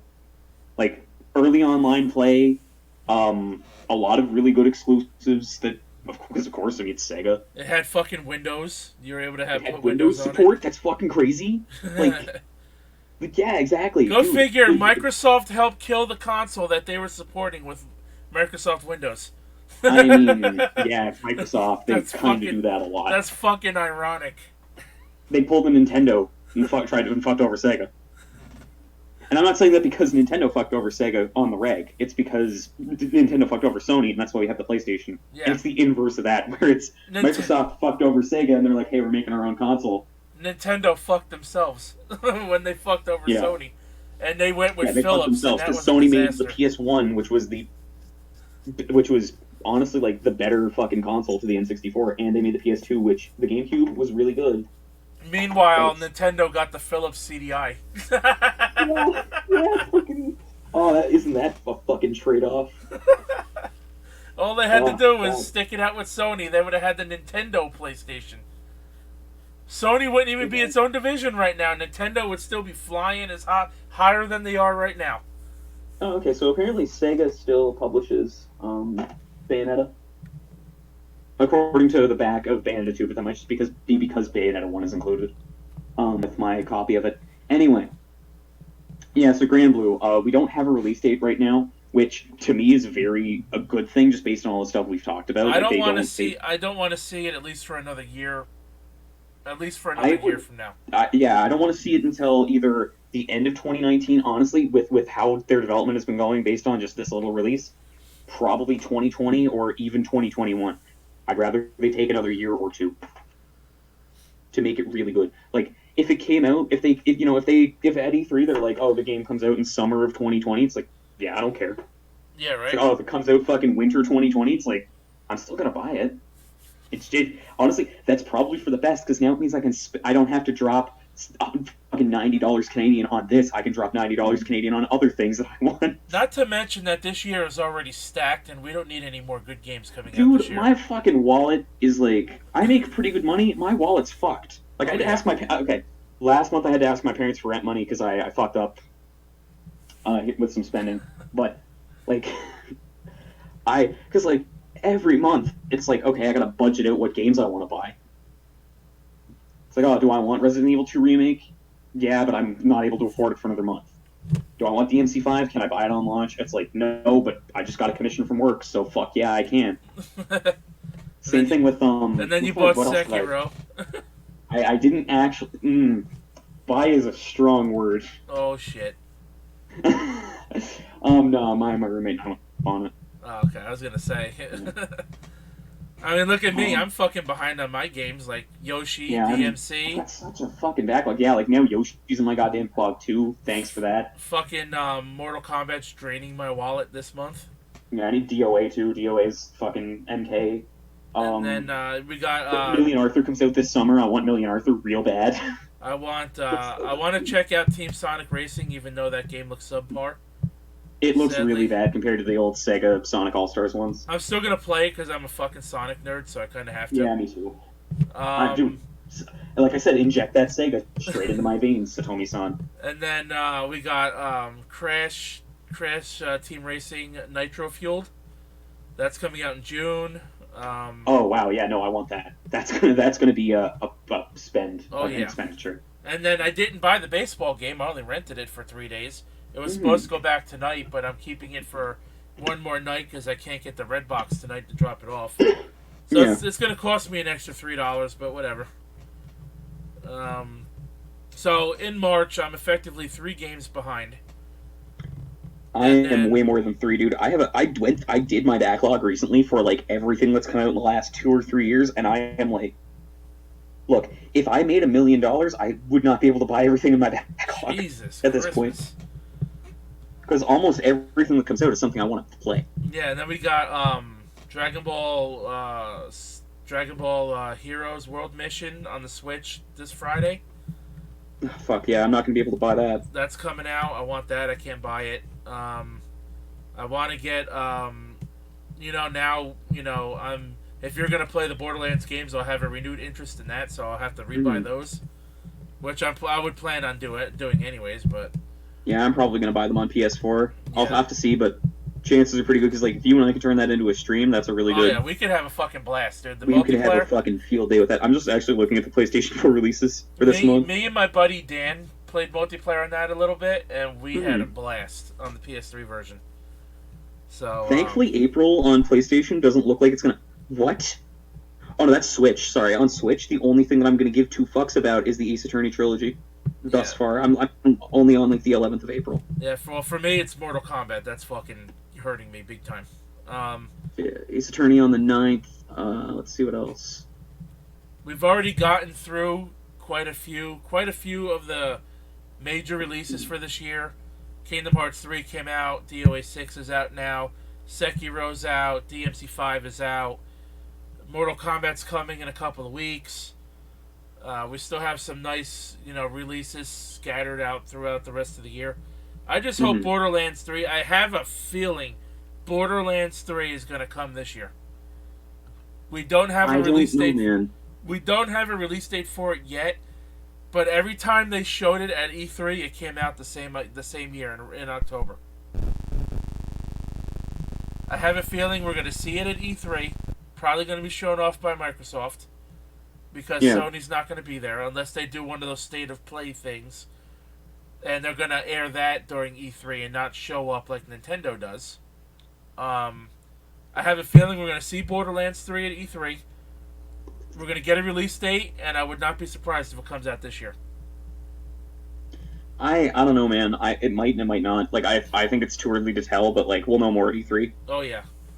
Believe me, I don't want it to come out this year. There's already... No, I mean, I don't want to fucking rip my wallet. Yeah, there's more than enough. And catching up on my backlog through Steam sales has been great, but then it's like, oh shit, I bought $200 worth of games that I wanted, that I want to play, that I don't have the time to fucking play. Like, this week is the first free week that I've had in like a month and a half. Like, fully just nothing to do. No errands, no work, no nothing. So this week is going to be a lot of streaming and a lot of, oh my god, I better catch up on my backlog. Well, I guess I'll stream it when I do. It's a shame that Burning Backlog already exists as a title for something, so I would probably use that for my streams. Well, we have effectively gone for 2 hours. I know you and Radish segued off a lot. I'm sorry, we do that a lot. Yeah, so if If he joins us again next time, we just gotta kind of like stay on pace a little bit better. Yeah, I tried my best to keep us on topic because when I was doing it, I was like, oh, shit, no. Yeah, so we've been going for 2 hours. I just want to end on this little note. Since we do talk occasionally more, about more than just video games. The new Yu-Gi-Oh! Speed Dueling booster set, Lost Souls, released last Friday. It is available now to pick up at your local Walmart, Target, whatever. I say this because I've been into Duel Links heavily over the past couple of weeks. Speaking of Duel Links, actually added a few more Vehicroid cards. Yes. As of yesterday, I believe. Oh, good. Okay, because I'm playing with the Kaiba starting stuff right now. I just give me those fucking Vehicroid cards, man. Yeah, that's why Vehicroids and Cyphers and Machines were like my thing back. They're all in there. Because I played that with a bit of Ancient Gear, and then I played Dragons a lot, and then I played I played a deck based around whatever. It's like Phoenix and FTs or something. Yeah, those are all in it. Around that because that card was really cool. Those are all in it. Yeah, and then I did Black Wings for a while when 5Ds came out. Those were really OP. And the other thing that I did a lot was a combination of Elemental and Destiny hero archetypes. So I played a Warrior deck for a while as a result of that. I actually run a hero deck. Nice. Kind of hard to do though with the limited amount of fusion, extra deck space you get, but. Yeah, because now we have all the crazy shit, right? Like you've got that, and then you've got got the masked heroes, you got the vision heroes. After 5Ds, yeah, like I checked out after 5Ds. It was just like there's too much stuff here now for me, like to keep up reasonably. But we've got that and like pendulum. I don't know what the fuck the deal is with XYZ or pendulum summoning or any of that crap. XYZs, I don't care. XYZs are like the last thing that kept the game normal. After XYZs, then it got fucked up. And I am heavily enjoying the speed dueling aspect more than the main game. So that's why I just wanted to make a brief mention on that. Like you and I should play some Duel Links at some point because I haven't even really touched it other than playing through the tutorial. Oh, you don't want to play with me right now? I'll fucking murder you. That's fair. I do want to actually build my machine deck first. Yeah, it's gonna take quite a bit of doing. Yeah, it's going to take a long time to do, unfortunately. So I just wanted to make a mention on that real quick. I believe this is the second booster set that's come out. You can buy a whole box of 36 packs for $40 on Amazon. Fuck, that's good. Because you only get 4 cards per pack as opposed to the usual 9 or 10. Well, when I was a kid, they gave 5, and they were all $1. Excuse me. Well, I don't know, maybe out there, but here in the U.S., they always release their booster packs for like $4 a pack. And you got like 9 cards. Oh, okay. And you always had one guaranteed rare in every pack. Oh, okay, that's why. Because when I was a kid, you didn't have guaranteed rares at all. You either went out and you bought like the big tins with all the cards in them, or you bought the fucking booster packs for like $1 each. Yeah, so ours were $4 with a guaranteed rare in every pack. We did get the tins. We did get the once in a while like the rare character legacy sets. Like they released the Yugi one, which I bought. Yeah, I think I actually had the Yugi one when I was a teenager, but I didn't actually. I had stopped playing Yu-Gi-Oh physically. I was only playing the Tag Force games. They released the Sacred Beasts one for the GX Legacy set, which came with all 3 Sacred Beasts, and it had Elemental Hero Great Tornado in it, which was really cool. And then they had the Joey one, which is the one they released the Seal of Orichalcos for. That's fucking cool. Yeah, so I forgot that was a thing that happened. Because honestly, when I didn't like Yu-Gi-Oh when I was a kid, and then my mom or my grandmother bought me the Joey deck, and it was really cool, and I was like, "Fuck yeah, this is awesome!" And that got me, and it was like crack. Like I bought that, and then I started buying booster packs whenever my mom would take me to Walmart. Yeah, so you had it easier. They were only $1. Here, they were $4, but we got a few more cards than you at the same time. So you also had guaranteed rares, you fucks. Yeah, well. It was like, the like super rares, like the shinies and the ultra rares, those weren't guaranteed. It was like the silver name rares were guaranteed. Yeah. Like, no, we never even got the fucking... Because there's also the bronze, like, common rares or whatever, and we didn't even really get a lot of... I think there was a guaranteed one of those in every pack, but it's usually, like, shit cards. So, what I like about speed dueling is it gives an aspect and it shines a new light on all those old cards from, like, over 15 years ago. Because you don't get anything spectacular with the Lost Souls booster set that just released. But, you know, you do get a lot of those old cards make a comeback, like Mammoth Graveyard and some of those old fucking zombie cards that Bones used. Those ones that aren't very good but have really cool art. Yeah, yep, a lot of those cards. Meteor Black Dragon is one of the best cards in the set right now to get. It's the fusion monster. Nice. Fusion monster it's of Red Eyes Black Dragon and the... I forgot what the other card that Meteor made it. Dragon, isn't it? Yeah, Red Eyes Black Dragon and Meteor Dragon. And the Bones skill card, Call of the Haunted, was changed in speed dueling from a trap card to a Bones skill card. And it's an ultra rare, available in the set. So those are like some of the best cards to get. You can get Celtic Guardians, you can get Curse of Dragon, I believe. A lot of the older cards they just reprinted to like reuse for speed dueling. It's really fucking cool. But I mean, that really kind of tickles my nostalgia, I'm gonna be honest. Like, yeah, I love the speed dueling aspect. I like it more. I've never played speed duels, man. I've only ever played the fucking full-on, let's do 8,000 life points, you and me, let's fucking go. I mean, if you get into Duel Links, that's essentially what it is. The rules are all the same as Duel Links. But do you have the full rules for... Is there an option to play like a full game of Yu-Gi-Oh! In Duel Links? Because I haven't played much of it. There is... If not, that's... There isn't, but like if you're playing speed duels in person, like casual ones, you can choose. You know, you can make up your own rules. Like you want to play 8,000 instead of 4,000 life points. That's fair. That's fair. But like obviously, tournament regulations is 4,000 life points, 20 to 30 card decks, as opposed to 40 to 60. 5 for the extra deck as opposed to 15. Yeah. And you have to select one skill card per duel. You can only use one per duel, and you can choose whichever one you want to use. That's a really neat mechanic. I like that a lot, but yeah, I'll have to... Dude, the speed dueling Kaiba deck is fucking broken. Well, that's the one that they start you off with if you pick Kaiba, isn't it? Yeah, but I'm talking about the real-life version of it. The real-life version of it's fucking broken, because in Duel Links, he doesn't have the skill that he has in the in the physical card game. Yeah. In the physical card game, the Kaiba speed duel deck that you can buy, it's a starter deck. He has a skill card called Dragon's Calling, where if you have the Flute of Summoning Dragon in your hand, reveal the card and you can search out Lord of D. Yeah, and Lord of D basically lets you just fucking fill your field with dragons. And if you have Lord of D in your hand, you can reveal that and you can search out the flute. And then you can use, both cards, summon out 2 dragons immediately, and you pretty much win the game. Yeah, like, because my strategy when I was a kid and I had the Kaiba deck was, like, summon the ritual monster Blue Eyes Paladin and then just sacrifice it for Blue Eyes. Yeah, see this one with the Dragon's Caller card, you get the, if you have one, you get the other. You play both.